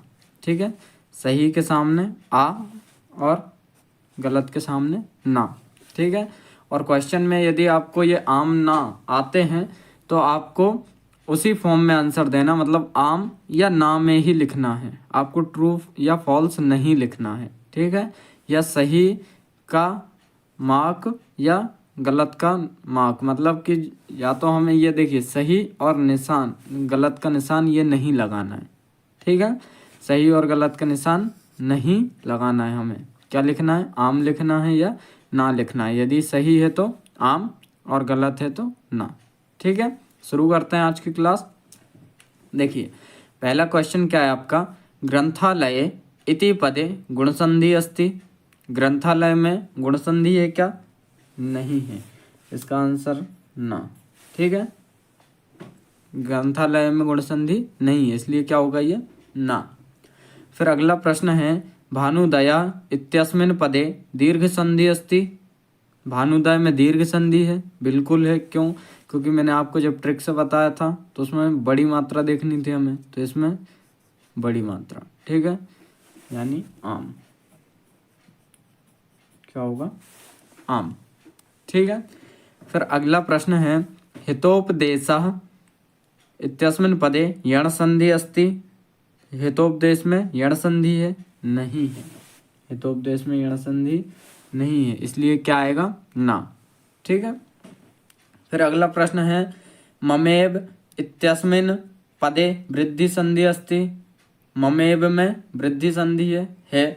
वृद्धि संधि में मैंने आपको क्या ट्रिक बताई थी, जहाँ आई की मात्रा है या डबल मात्रा है, ठीक है, तो इसमें आई की मात्रा है यानी आम, या फिर डबल मात्राएं हैं, ठीक है, आई की या औ की मात्रा, तो इसमें आई की मात्रा है, ठीक है। फिर इसके बाद आता है, यदि प्लस अपि पूर्ण रूप पदम यद्यपि अस्ति। यदि हम यदि प्लस अपि करें तो वो क्या यद्यपि बनेगा? बिल्कुल बनेगा, इसलिए ये क्या होगा? आम, ठीक है, क्या होगा? आम। यदि हम यदि प्लस अपि को जोड़ते हैं तो वो यद्यपि ही बनता है, ठीक है, इसलिए ये आम होगा। फिर इसके बाद छठवां प्रश्न है, सम प्लस चरणम पूर्ण पदम संचरणम अस्ति। यदि हम सम और प्लस चरणम को जोड़ें, सम और चरणम को जोड़ें तो क्या वो संचरणम बनेगा? बिल्कुल यही बनेगा, संचरणम ही बनता है, इसलिए ये भी क्या होगा? आम, ठीक है। आप ये क्वेश्चन देखते चलना, आम ना पर मतलब डिपेंड रहना, क्योंकि ये आम ना में नहीं आ सकता है, ये किसी भी क्वेश्चन में पूछ लिया जा सकता है, ठीक है। जरूरी नहीं है ये कि आपको आम या ना है में ही पूछे जाएं, ठीक है। फिर अन्य प्लस अपि अयादि संधि अस्ति। अन्य प्लस अपि में अयादि संधि है? नहीं है, इसलिए ना, अन्य अपि में अयादि संधि नहीं है, ठीक है। फिर नयनम इत्यस्मिन् पदे व्यंजन संधि अस्ति। नयनम में व्यंजन संधि है क्या? नयनम नहीं है, इसलिए इसमें ना, ठीक है। ने प्लस आयनम, इसमें व्यंजन संधि नहीं होगी, ठीक है। फिर अगला प्रश्न है, अन्य पद प्रधानः तत्पुरुषः अस्ति। जिसमें अन्य पद प्रधान होता है उसमें तत्पुरुष होता है क्या? नहीं होता है, इसमें कौन सा, इसलिए इसमें ना होगा, ठीक है। जिसमें अन्य पद प्रधान रहता है उसमें तत्पुरुष समास नहीं होता है, ठीक है। तत्पुरुष समास कहाँ होता है? या तो विभक्तियां आए या फिर कारक चिन्हों का यूज हो, ठीक है, उसमें तत्पुरुष समास होता है। फिर अगला प्रश्न है आपका, घनश्याम इति पदे कर्मधारय समास अस्ति। घनश्याम में कर्मधारय समास है? बिल्कुल है, तो आम, ठीक है। फिर अगला प्रश्न है, यथाशक्ति इत्यस्मिन् पदे अव्ययी भाव समास वर्तते। यथाशक्ति में अव्ययी भाव समास है? हाँ है, ठीक है, क्योंकि उसमें क्या आ रहा है पहले? यथा क्या है हमारा? एक अव्यय होता है, ठीक है। अव्ययी भाव समास में या तो अव्यय पहला पद जिसका अव्यय हो या उपसर्ग हो वो अव्ययी भाव समास होता है, ठीक है। तो ये यथा जो है वो हमारा अव्यय है, इसलिए इसका आम, क्या होगा? आम, ठीक है। फिर अगला प्रश्न है, बाची पटोह समस्त पद वाक्पटोह अस्ति। यदि बाची पटोह को यदि हम प्लस करें, यदि उसको जोड़ के लिखें तो क्या वाक्पटोह होगा? बिल्कुल इसका राइट आंसर है आम, क्योंकि वाची और पटोह को यदि हम जोड़ते हैं तो वो वाक्पटोह होता है, ठीक है। फिर अगला प्रश्न है आपका, हरित तरुणाम कर्मधारय समास अस्ति। हरित तरुणाम में कर्मधारय समास है? हाँ है, ठीक है, इसका भी आम होगा। हरित तरुणाम में कौन सा समास होता है? कर्मधारय समास होता है, ठीक है। फिर अगला प्रश्न है, महान आत्मा एसाम महात्मा अस्ति। महान आत्मा महात्मा कहलाता है क्या? महान आत्मा नहीं, ना। फिर अगला है आपका, संख्या पूर्व द्विगु समास अस्ति। पहले संख्या जिस मतलब शब्द में पहले संख्या आती है वो द्विगु समास होता है, तो इसका आम। जिस भी शब्द में पहले संख्या आए तो उसमें कौन सा समास होता है? द्विगु समास होता है, याद रखना। अब देख लीजिए एक बार फिर से मैं बता देता हूँ पूरे।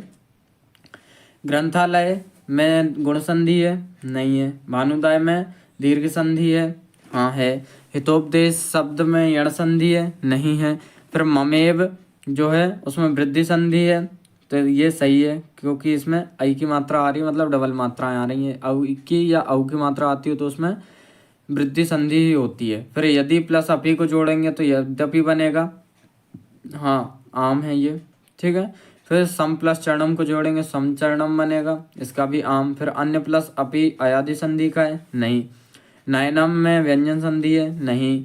अन्य पद प्रधान तत्पुरुष में होता है, नहीं होता है, ठीक है। फिर घनश्याम कर्मधारय समास है, घनश्याम में है।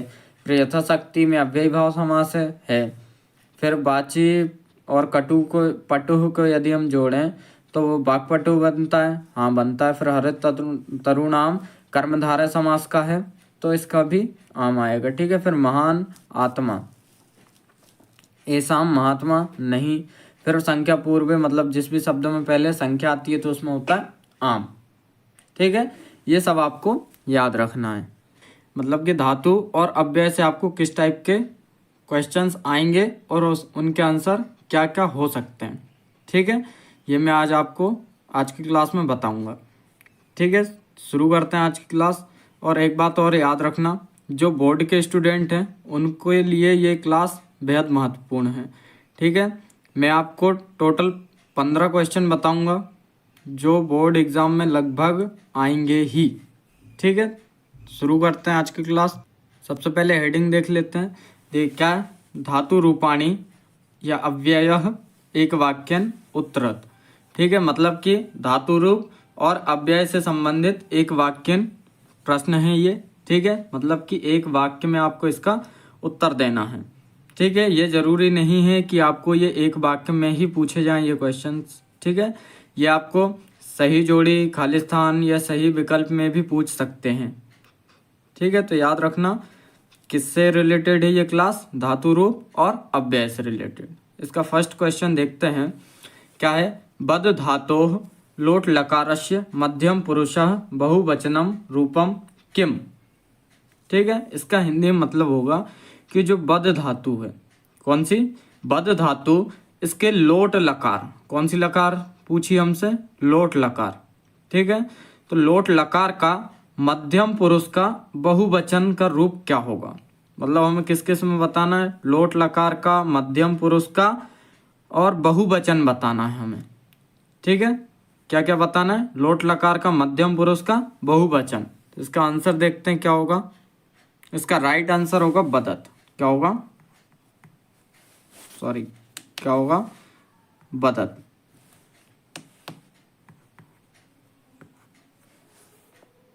तो इसका राइट आंसर क्या होगा, बदत, क्या होगा, बदत। बदत जो है इसका राइट आंसर होगा, ठीक है, फर्स्ट का बदत। सेकंड क्वेश्चन है अस धातोः लिट लकारस्य प्रथम पुरुष बहुवचनम रूपम किम। अब हमें बताना है कि अस धातु का, लिट लकार का प्रथम पुरुष का बहुवचन का रूप क्या होगा, ठीक है। कौन सी धातु है, अस धातु है, लिट लकार का, इसका हमें प्रथम पुरुष का बहुवचन का रूप बताना है, ठीक है। तो इसका राइट आंसर होगा, इसका होगा भविष्यन्ति, क्या होगा,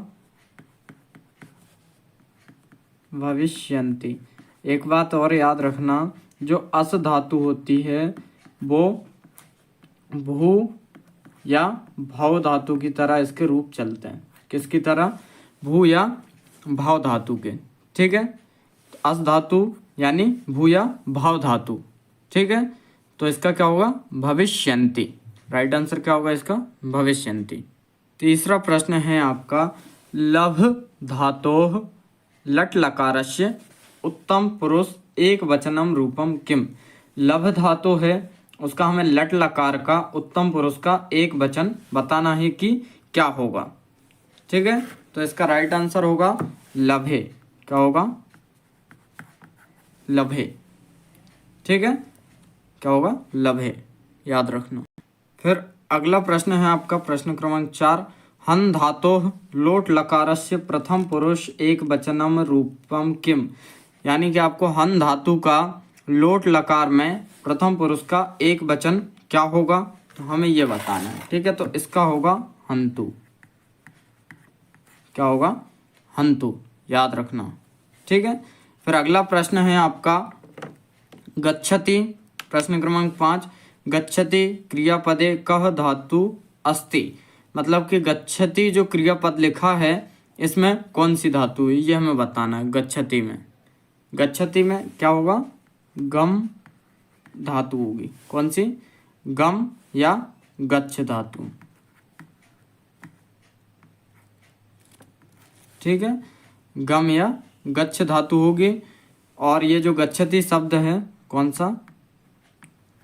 गच्छति, ये आपका एक वचन है। ठीक है, गच्छति एक वचन, गच्छति में गम धातु होगी। ठीक है, फिर अगला प्रश्न है आपका 6वां, गम धातो लंग लकारस्य प्रथम पुरुष द्विवचनम किम अस्ति। मतलब कि गम धातु का लंग लकार में हमें बताना कि प्रथम पुरुष का द्विवचन क्या होगा। गम धातु मतलब वही गच्छ, तो उसका राइट आंसर होगा अगच्छताम। क्या होगा? अगच्छताम। ठीक है, जब भी लंग धातु की बात आती है, लंग लकार की बात आती है, तो उसमें आगे क्या लग जाता है? आ लग जाता है। ठीक है, धातु के आगे क्या लग जाता है? आ लग जाता है लंग लकार में। फिर आपका अगला प्रश्न है प्रश्न क्रमांक 7, मोहनः तिष्ठति। ठीक है, अस्मिन् वाक्य कह धातु। मतलब मोहनः तिष्ठति में, इस वाक्य में कौन सी धातु है? तो तिष्ठ धातु, मतलब जो तिष्ठति शब्द है, तिष्ठति धातु, तिष्ठति में जो होता है वो होती है स्था धातु। कौन सी? स्था। ठीक है, याद रखना, तिष्ठति में कौन सी होगी? स्था, या तिष्ठ भी हो सकती है।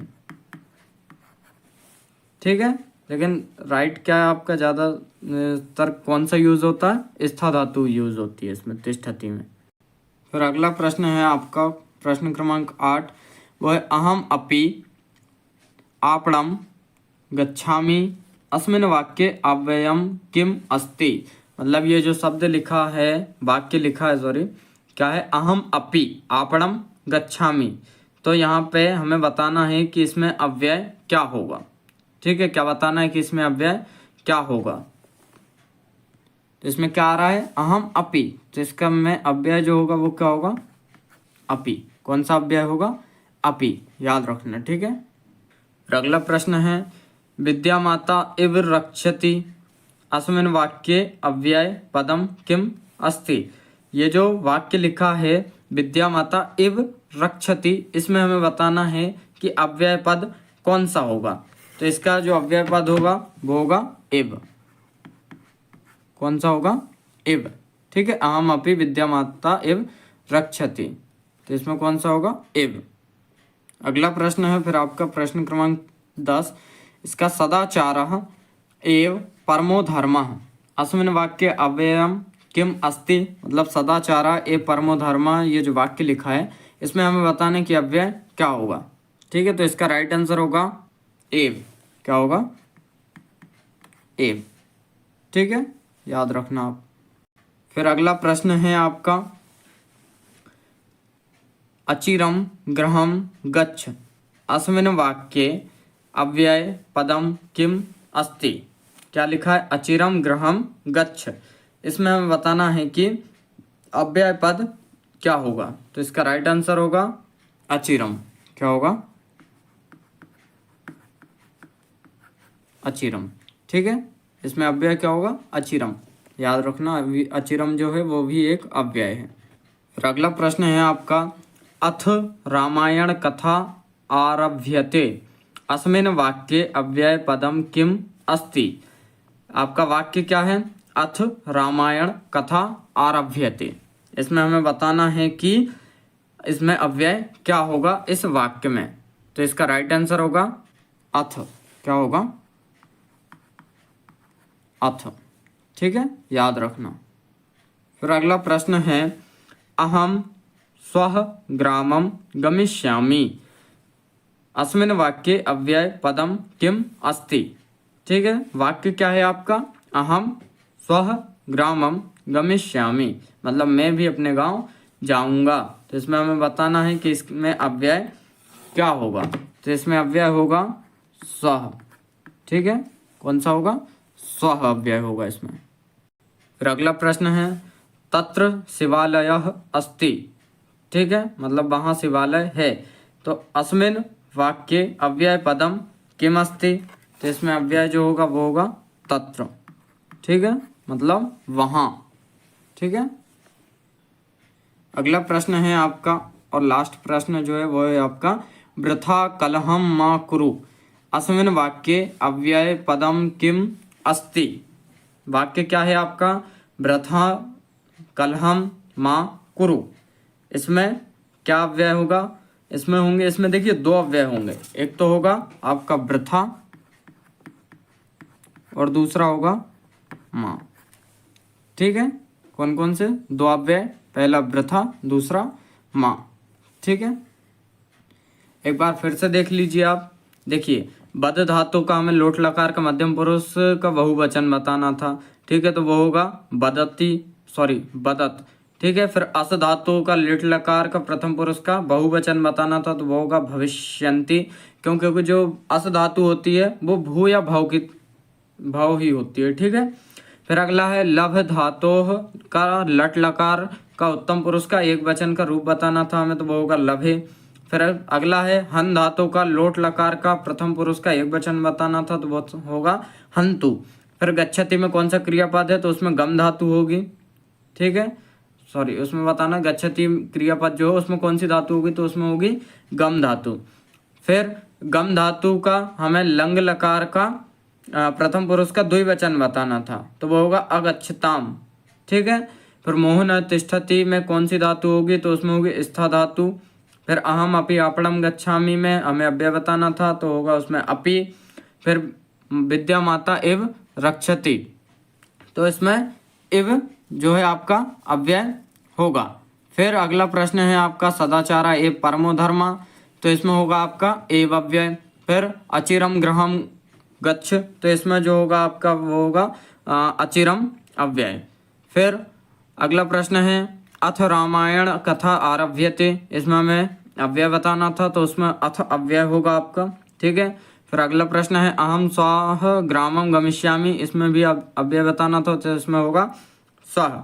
फिर तत्र शिवालय अस्ति, इसमें भी अव्यय बताना था, तो इसमें अव्यय होगा आपका स्वः, ठीक है, तत्र शिवालय वाले में होगा तत्र अव्यय होगा, ठीक है। फिर लास्ट क्वेश्चन है आपका वृथा कलहम मा कुरु, इसमें आपको अव्यय बताना था, तो इसमें आपके दो अव्यय होंगे, कौन कौन से, पहला वृथा दूसरा माँ, ठीक है। तो इस प्रकार से ये जो क्लास थी इसमें मैंने आज आपको धातु रूप और अव्यय से संबंधित पूरे क्वेश्चन आंसर बताए, ठीक है। और ये जो क्वेश्चन आंसर हैं आपको ये बोर्ड क्लासों में लगभग इनमें से ही आपको पूछे जाएंगे, तो इनकी तैयारी आप अच्छे से कर लीजिएगा। सबसे पहला क्वेश्चन है हमारा पर्यावरणस्य संरक्षणम प्रकृतेः आराधना, ठीक है। इसमें हमारे दो ऑप्शन है, पहला एव दूसरा एव।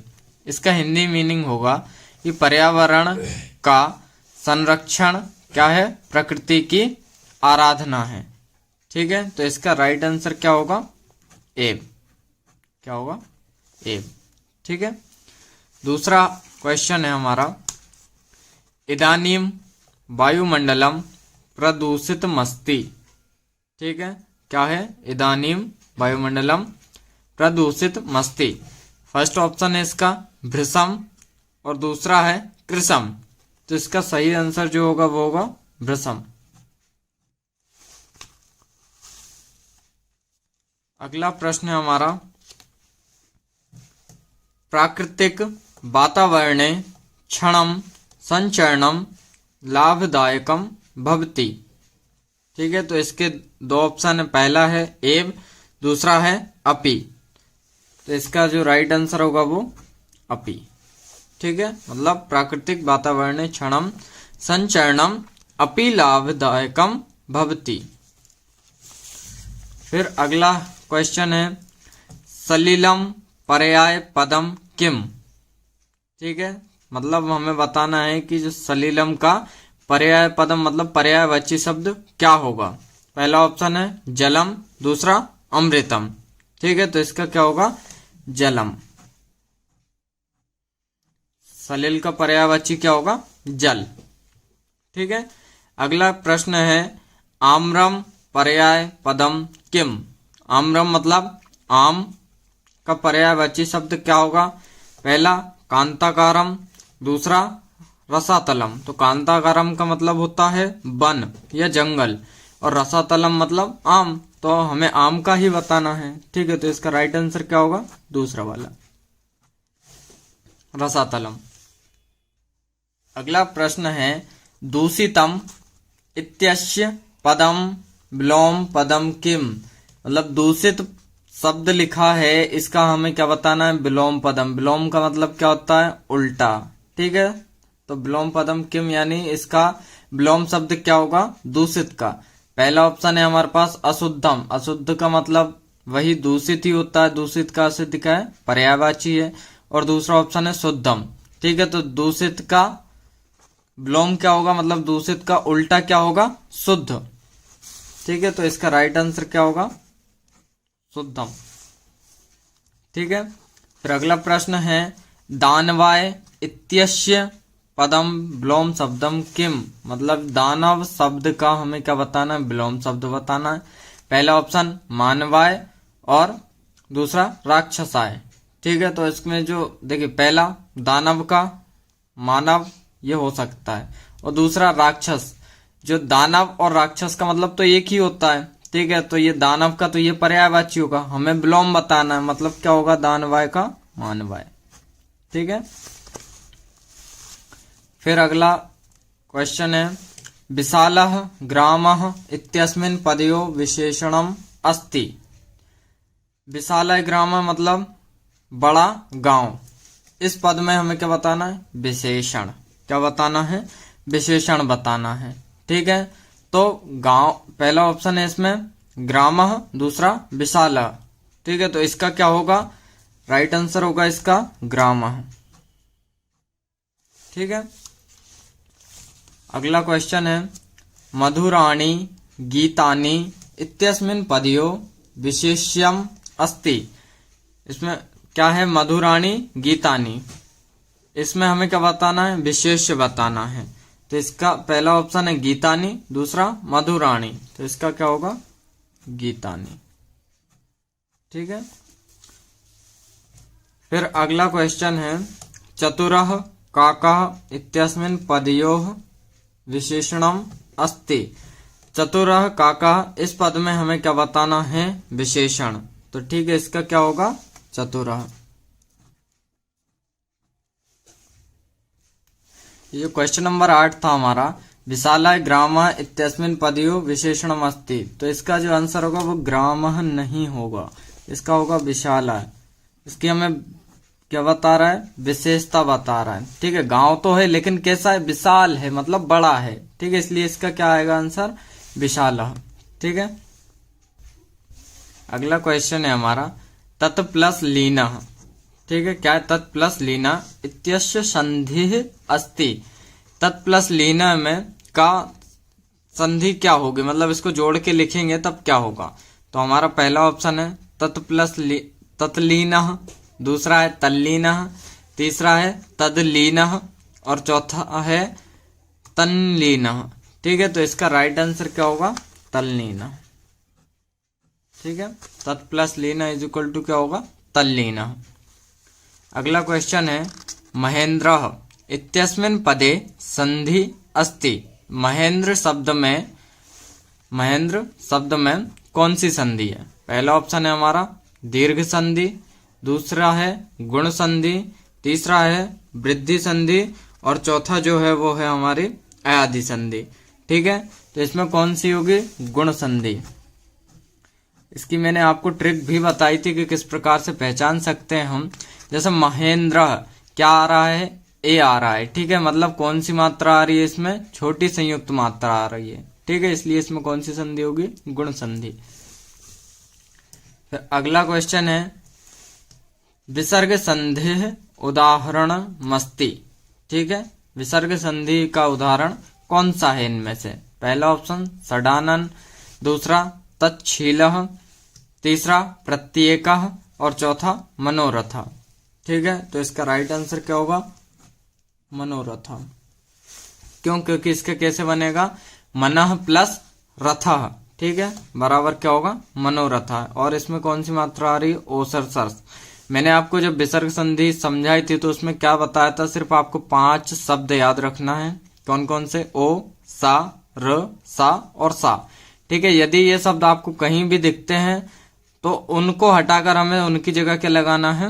विसर्ग लगाना है। तो ठीक है, उन 5 शब्दों में से मुझे एक दिख रहा है यहाँ पे, क्या?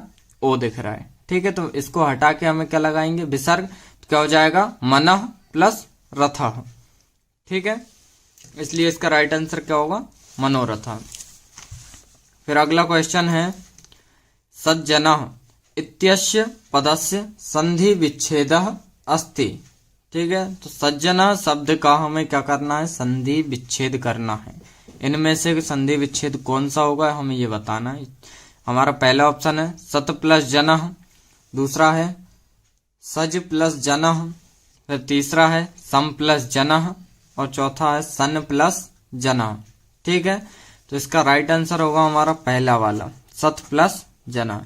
ठीक है, क्योंकि ये जो ता रहता है इसमें देखिए सज्जना में व्यंजन संधि होगी और ये जो ता रहता है ना ये आधे जा में कन्वर्ट होता है।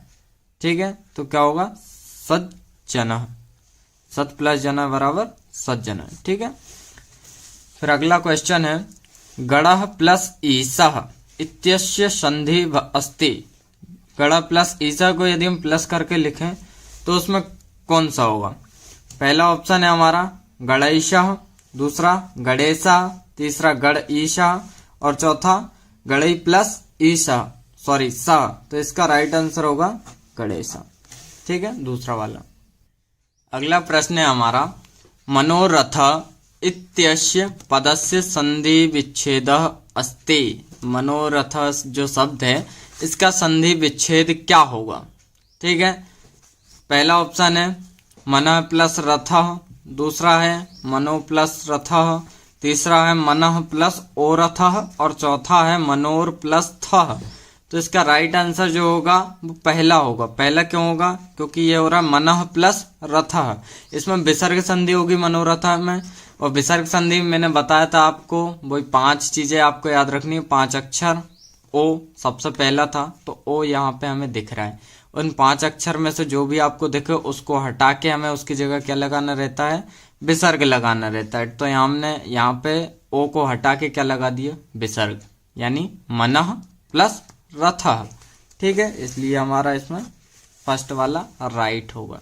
ठीक है, फिर अगला प्रश्न है पितरौ इत्यस्मिन् शब्दे या पदे समास विग्रह भवति। मतलब ये जो पितरौ शब्द लिखा है इसका समास विग्रह क्या होगा ये हमें बताना है। हमारे पास 4 ऑप्शन है। पहला माता पिता, दूसरा माता पिता चा, तीसरा चा माता पिता और चौथा जो होगा वो होगा माता चा पिता चा। ठीक है, तो ये होगा हमारा राइट आंसर, माता चा पिता चा। फिर अगला प्रश्न है 18वां चौरभयम इत्यस्मिन् पदे समासः अस्ति। मतलब चौरभयम जो पद है उसमें समास कौन सा होगा ये हमें बताना है। तो 4 ऑप्शन है। पहला द्वितीय तत्पुरुष, दूसरा होगा पंचमी तत्पुरुष, तीसरा होगा सप्तमी तत्पुरुष और चौथा जो होगा वो होगा हमारा चतुर्थी तत्पुरुष। तो चौरभयम में पंचमी तत्पुरुष समास होगा। ठीक है, मतलब चोरों से भय। फिर अगला प्रश्न है द्विगु समासस्य उदाहरणम अस्ति। इसमें हमें बताना है द्विगु समास का उदाहरण क्या होगा। पहला सचक्रम, दूसरा त्रिभुवनम, तीसरा पितरौ और चौथा अनादरा। जब मैंने आपको समास बताई थी तो उसमें द्विगु समास को पहचानने का तरीका या जो ट्रिक थी वो बताई थी। तो द्विगु समास जो होता है उसमें क्या आता है? संख्याएं आती हैं। क्या आती हैं? संख्याएं। तो इसमें संख्या में किस में दिख रही? सचक्रम में तो संख्या है नहीं। फिर पितराओं में तो है नहीं, अनादराय में नहीं है, मतलब संख्या में किस में दिख रही, त्रिभुवनम, 3, त्रि का मतलब क्या होता है, 3। ठीक है, तो इसका राइट आंसर क्या होगा, त्रिभुवनम। ठीक है, तो द्विगु समास में क्या आती है, संख्याएं आती हैं। फिर अगला प्रश्न है, नन तत्पुरुष समासस्य उदाहरणम अस्ति। नन तत्पुरुष मतलब, नन तत्पुरुष वो होता है जिसमें कि आगे क्या जुड़ जाता है, जो भी शब्द लिखा है उसके आगे आ जुड़ जाता है। आ का मतलब होता है ना। ठीक है, तो पहला ऑप्शन है हमारा अब्राह्मणा, दूसरा सुब्राह्मणा, तीसरा कुब्राह्मणा और चौथा नर ब्राह्मणा। तो इसमें हमें आ किस में दिख रहा है, पहले वाले में, अब्राह्मणा। ठीक है, तो इसका राइट आंसर क्या होगा, फर्स्ट वाला। ठीक है, कौन सा, फर्स्ट वाला, अब्राह्मणा। ठीक है, अगला प्रश्न है आपका, अनुरूपम इत्यस्मिन् पदे समासः अस्ति। अनुरूप पद में या अनुरूप शब्द जो लिखा है इसमें कौन सा समास होगा। पहला अव्ययी भाव, दूसरा द्विगु समास, तीसरा तत्पुरुष समास और चौथा जो होगा वो द्वंद्व समास। ठीक है, तो अनुरूपम का मतलब क्या होता है, रूप के अनुसार। अनुरूपम मतलब रूप के अनुसार। ठीक है, तो इसमें दूसरा जो है द्विगु समास, द्विगु तो होगा नहीं क्योंकि हमने अभी पीछे ही समझा था कि द्विगु समास जो होता है उसमें क्या आती हैं, संख्याएं आती हैं। तत्पुरुष समास, तत्पुरुष समास में क्या आता है, इसमें विभक्तियां आती हैं। ठीक है, तो ये विभक्ति के रूप में भी नहीं दिख रहा हमें। फिर चौथा जो ऑप्शन है हमारा द्वंद्व समास। द्वंद्व का मतलब उसमें दोनों पद प्रधान रहते हैं, जैसे अभी हमने पीछे क्या देखा, पितरव देखा। ठीक है, तो उसमें दोनों पद प्रधान रहते हैं, तो ये भी नहीं होगा। हमारा क्या बच रहा है, अव्ययी भाव। तो इसमें कौन सा होगा, अव्ययी भाव, रूप के अनुसार, अनुरूपम। फिर अगला क्वेश्चन है, चौरात भयम इत्यस्मिन् पदे समासः अस्ति। ये जो चौरात भयम शब्द है इसमें हमें समास बताने कौन सा है। पहला ऑप्शन है हमारा अव्ययी भाव समास, दूसरा पंचमी तत्पुरुष समास, तीसरा द्वितीय तत्पुरुष समास और चौथा है कर्मधारय समास। तो अभी हमने ऊपर समझा था, देखिए अव्ययी भाव तो नहीं है, ये पंचमी तत्पुरुष, इसमें तत्पुरुष समास तो है। कैसे, देखिए चौरात, इसमें क्या आ रही है, विभक्ति। फिर यहाँ पे तत्पुरुष में तो ये दूसरा ऑप्शन, जो तीसरा ऑप्शन दिया है वो हमें द्वितीय विभक्ति भी दिया है। ठीक है, तो हमें ये इतना तो पता चल गया है कि हमारी इसमें विभक्ति है, लेकिन कौन सी है, द्वितीय है या पंचमी, ये हमें पता करना है। तो इसके लिए आपको विभक्तियां याद होना जरूरी है। जैसे राम की विभक्ति देखें यदि, तो द्वितीय क्या होती है, रामम होती है। लेकिन यदि ये चौरात है यहाँ पे, और पंचमी क्या होती है, रामात होती है। ठीक है, पंचमी क्या होती है, रामात, ये क्या है, चौरात। ठीक है, मतलब दोनों मिल रहे हैं। तो इसका राइट आंसर क्या होगा, पंचमी। कौन सा तत्पुरुष होगा इसमें, पंचमी तत्पुरुष। ठीक है, फिर अगला क्वेश्चन है, पंचवटी इत्यस्मिन् पदे समासः अस्ति। ये जो शब्द लिखा है पंचवटी, नाम से ही आपको समझ में आ रहा है, पंच, पंच का मतलब 5, इत्यस्मिन् पदे मतलब इस पद में, ये जो पंचवटी शब्द है इसमें समास कौन सा होगा। ठीक है, पंचवटी नाम से आपको समझ में आ ही गया होगा, 5। तो 5 जो है संख्या किस में आती है। ठीक है, हम ऑप्शन देख लेते हैं पहले, द्विगु समास, दूसरा द्वंद्व समास, तीसरा कर्मधारय समास और चौथा तत्पुरुष समास। तो संख्या किस में आती है, द्विगु समास में। तो इसका राइट आंसर कौन सा होगा, पहला, द्विगु समास। ठीक है, फिर अगला क्वेश्चन है, सेवमानः इत्यस्मिन् पदे प्रत्ययः अस्ति। ठीक है, ये जो सेवमानः शब्द है इसमें कौन सा प्रत्यय होगा। तो इसमें जब आपको हमने प्रत्यय पढ़ाए थे तो उसमें ट्रिक बताई थी कि जिसके भी पीछे मानः आता है, क्या आता है, मानः, उसमें कौन सा प्रत्यय होता है, उसमें होता है सानच। कौन सा होता है, सानच। मतलब जितने भी शब्दों के पीछे क्या है, मानः, तो उसमें कौन सा प्रत्यय होगा, सानच। इसलिए इसमें कौन सा राइट आंसर होगा, सानच।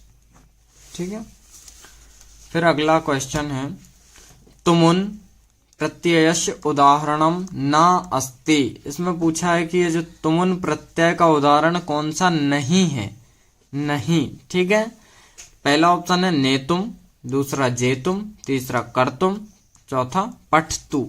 ठीक है, तो तुमुन प्रत्यय के जो उदाहरण होते हैं उनमें पीछे आता है तुम। क्या आता है, तुम। जैसे ने तुम में तुम है, जे तुम में भी तुम है। फिर तीसरा जो ऑप्शन है कर तुम में भी पीछे क्या है, तुम। अगला जो है पठ तू, इसमें तुम नहीं है, इसलिए ये इसका उदाहरण नहीं होगा। ठीक है, अगला प्रश्न है हमारा, आदाय इत्यस्य पदे प्रत्ययः अस्ति। आदाय जो शब्द लिखा है इसमें कौन सा प्रत्यय है? पहला ल्यप, दूसरा तुमुन, तीसरा शत्रु और चौथा सानच। ठीक है, तो आदाय इसमें सबसे पहले क्या आ रहा है, आ जो कि उपसर्ग है, फिर दा जो कि धातु है, और प्लस लास्ट में या। ठीक है, तो ये तीनों चीजें किस में आती हैं? ये आती हैं ल्यप प्रत्यय में। किस में आती हैं? ल्यप, इसलिए हमारा राइट आंसर क्या होगा? ल्यप। ल्यप प्रत्यय में क्या क्या आता है? सबसे पहले एक कोई सा भी क्या आएगा? शब्द यानी उपसर्ग आएगा। क्या आएगा? उपसर्ग। फिर एक कोई सी बीच में धातु आएगी, और लास्ट में क्या आएगा? या आएगा। ठीक है, तो उसमें कौन सा प्रत्यय होगा? ल्यप प्रत्यय। ठीक है, याद रखना आप। अगला क्वेश्चन है, हसितुम इत्यस्य पदे प्रत्ययः अस्ति। ठीक है, पहला क्यत, दूसरा तुमन, तीसरा ल्यप और चौथा ऑप्शन है तब्यत। ठीक है, तो हसी तुम, पीछे क्या आ रहा है? पीछे क्या आ रहा है? तुम। तो जिसमें भी पीछे जिस शब्द में भी तुम आता है उसमें कौन सा प्रत्यय होता है? तुमुन। कौन सा होता है? तुमुन। इसलिए इसका राइट आंसर क्या होगा? तुमुन। ठीक है, फिर अगला है, गतवान इत्यस्य पदे प्रत्ययः अस्ति। ठीक है, गतवान शब्द में कौन सा प्रत्यय है? तो गतवान में कौन सा होगा? पहला ऑप्शन है इसका कत्वा, दूसरा ऑप्शन होगा इसका क्यत, तीसरा ऑप्शन होगा इसका कतवतु, और चौथा जो होगा वो होगा तब्यत। ठीक है, तो पीछे क्या आ रहा है इसमें? बान। तो जहां भी जिस भी शब्द में आपको पीछे बान दिखे उसमें होता है कतवतु। कौन सा होता है? कतवतु। इसलिए राइट आंसर कतवतु। फिर अगला है, अजा इत्यस्मिन् पदे प्रत्यय अस्ति। अजा में कौन सा प्रत्यय होगा? पहला टाप, दूसरा डीप, तीसरा डीन, चौथा साप। ठीक है, तो अजा, अजा ये कैसा शब्द है? स्त्रीलिंग का शब्द है। ठीक है, तो स्त्रीलिंग मतलब पुल्लिंग से स्त्रीलिंग में कन्वर्ट कौन सा प्रत्यय करता है हमारा? तो वो है टाप। कौन सा? टाप। मतलब जो पुल्लिंग शब्द को किस में कन्वर्ट कर देता है? स्त्रीलिंग में। जहां भी आपको अजा, बालिका ये शब्द देखें, कोकिला, तो उसमें कौन सा प्रत्यय होगा? टाप प्रत्यय होगा। ठीक है, अगला क्वेश्चन है आपका, प्रयत्नः इत्यस्मिन् पदे उपसर्गः अस्ति। प्रयत्न शब्द में कौन सा उपसर्ग है? पहला ऑप्शन है प्रय, दूसरा है प्रा, तीसरा यत्ना और चौथा जो है वो नह। ठीक है, तो उपसर्ग आपको अच्छे से पढ़ाए थे। उपसर्ग होते कितने? 22 होते हैं, जिनमें सबसे पहला कौन सा पढ़ा था हमने? प्रा। कौन सा पढ़ा था? प्रा। तो इसमें कौन सा होगा? प्रा। ठीक है, प्रा यत्न, प्रा प्लस यत्न। ठीक है, अगला प्रश्न है, पराजयते इत्यस्मिन् पदे उपसर्गः अस्ति। पराजयते जो शब्द है इसमें हमें उपसर्ग बताने की कौन सा है? ठीक है, तो पहला ऑप्शन है हमारा पराजय, दूसरा जयते, तीसरा परा और चौथा पराज। ठीक है, तो इसमें पराजय तो होगा नहीं क्योंकि ये कोई सा उपसर्ग भी होता ही नहीं है। फिर जयते भी नहीं होता है, पराज भी हमारा कोई सा उपसर्ग नहीं होता है। ठीक है, तो इसमें का राइट आंसर कौन सा होगा? परा, जो कि दूसरा उपसर्ग होता है। ठीक है, परा। फिर अगला क्वेश्चन है आपका, फलानी इत्यस्य पदे वचनम अस्ति। ये जो फलानी पद लिखा है इसका कौन सा वचन है इसमें? ये बताना है हमें। एक वचनम, दूसरा ऑप्शन बहुवचनम, तीसरा द्विवचनम और तीसरा अन्य वचनम। तो इसमें हमें क्या बताना है कि इसमें कौन सा वचन होगा? तो फल की विभक्तियां यदि याद हो तो इसमें कौन सा? देखिए, पहले विभक्ति का प्रथम एक वचन क्या होता है? फलम। द्विवचन होता है इसका, द्विवचन क्या होता है? फले। और तीसरा क्या होता है? बहुवचन क्या होता है इसका? फलानी। ठीक है, तो इसका राइट आंसर क्या होगा? बहुवचनम। ठीक है, एक वचन फलम, द्विवचन फले और बहुवचन क्या होता है? फलानी, यानी फलम फले फलानी। तो यहाँ पे हमें क्या था? फलानी, इसमें क्या होगा? बहुवचन। ठीक है, तीसरा ऑप्शन अगला क्वेश्चन है गृहात इत्यस्मिन् पदे विभक्ति अस्ति। ठीक है, गृहात शब्द में कौन सी विभक्ति है? पहला ऑप्शन प्रथमा, दूसरा तृतीय, तीसरा पंचमी और चौथा षष्ठी। ठीक है, तो गृहात में जो है वो आपकी पंचमी विभक्ति होगी। कौन सी? पंचमी। फिर अगला क्वेश्चन है राज्ञे इत्यस्य पदे कह विभक्ति अस्ति। राज्ञे में कौन सी विभक्ति होगी? पहला ऑप्शन चतुर्थी, दूसरा पंचमी, तीसरा षष्ठी और चौथा सप्तमी। ठीक है, तो राज्ञे में जो होगी वो आपकी चतुर्थी विभक्ति होगी। ठीक है, पहला वाला सही होगा इसका। फिर अगला प्रश्न है बालकम इत्यस्य मिन पदे विभक्ति अस्ति। बालकम में मतलब ये जो पद लिखा है या शब्द लिखा है बालकम, इसमें कौन सी विभक्ति होगी? पहला प्रथमा, दूसरा ऑप्शन द्वितीय, तीसरा ऑप्शन तृतीय और चौथा चतुर्थी। ठीक है, तो इसमें कौन सी होगी? बालकम में द्वितीय विभक्ति। द्वितीय विभक्ति का एक वचन है हमारा क्या? बालकम। अगला प्रश्न है आपका पठति इत्यस्मिन् पदे लकारः अस्ति। मतलब ये जो पठति शब्द है इसमें कौन सी लकार है ये हमें बताना है। ठीक है, तो पहला ऑप्शन है लिट लकार, दूसरा लट लकार, तीसरा लोट लकार और चौथा विधिलिंग लकार। ठीक है, तो पठति, ठीक है, पठति मतलब पढ़ रहा है प्रेजेंट में। ठीक है, क्या कर रहा है? पढ़ रहा है, मतलब प्रेजेंट की बात है, वर्तमान काल की। तो वर्तमान काल में हमारी कौन सी लकार चलती है? लट लकार। ठीक है, इसलिए इसका राइट आंसर क्या होगा? लट लकार, दूसरा वाला। फिर अगला है हनिष्यति इत्यस्मिन् पदे पुरुषः अस्ति। ये जो शब्द लिखा है हनिष्यति, इसमें बताना कौन सा पुरुष है? प्रथम पुरुषः, दूसरा ऑप्शन है उत्तम पुरुषः, तीसरा ऑप्शन है मध्यम पुरुषः और चौथा है अन्य पुरुषः। तो इसका राइट आंसर क्या होगा? इसका होगा प्रथम पुरुषः। ठीक है, हनिष्यति इसका होगा प्रथम पुरुष। फिर अगला प्रश्न है गमिष्यति इत्यस्मिन् पदे लकारः अस्ति। ये जो शब्द लिखा है हमारा गमिष्यति, इस शब्द में कौन सी लकार होगी? हमारे चार ऑप्शन है। पहला लोट लकार, दूसरा लट लकार, तीसरा लिट लकार और चौथा लंग लकार। ठीक है, तो गमिष्यति मतलब जाएगा। कब जाएगा हमें नहीं पता, मतलब कब की बात हो रही है? फ्यूचर की, आने वाले समय की। वो आने वाले समय में ही जाएगा ना, तो आने वाले समय में मतलब भविष्य काल में कौन सी लकार होती है? तो उसमें होती है लिट लकार। ठीक है, मतलब इसका राइट आंसर क्या होगा? तीसरा वाला, लिट लकार। फिर अगला प्रश्न है रामेण इति रूपम कस्य विभक्ति अस्ति। ये जो शब्द लिखा हमारा, ये जो रूप लिखा है रामेण, इसमें कौन सी विभक्ति है ये हमें बताना। हमारे पास चार ऑप्शन है। पहला प्रथमा, दूसरा तृतीय, तीसरा चतुर्थी और चौथा सप्तमी। ठीक है, तो रामेण कहाँ आता है? ये आता है तृतीय विभक्ति के एक वचन में। ठीक है, फिर अगला प्रश्न है अधोलिखितेषु अव्ययम नास्ति। मतलब ये हमें जो लिखे हुए हैं इनमें अव्यय नहीं है। कौन सा नहीं है ये बताना है। ठीक है, चार ऑप्शन है। पहला अपि, दूसरा परा, तीसरा अत्र, चौथा कदा। ठीक है, तो इसमें से हमें क्या बताना है कि इसमें से हमारा अव्यय कौन सा नहीं है। तो इसका राइट आंसर क्या होगा? परा, दूसरा वाला। क्यों? क्योंकि परा एक उपसर्ग है। ठीक है, ये अव्यय नहीं है। और आपको संस्कृत से रिलेटेड या किसी भी सब्जेक्ट से रिलेटेड कोई भी समस्या हो तो हमें कमेंट करके जरूर बताएं। आज की वीडियो कैसी लगी ये भी बताएं।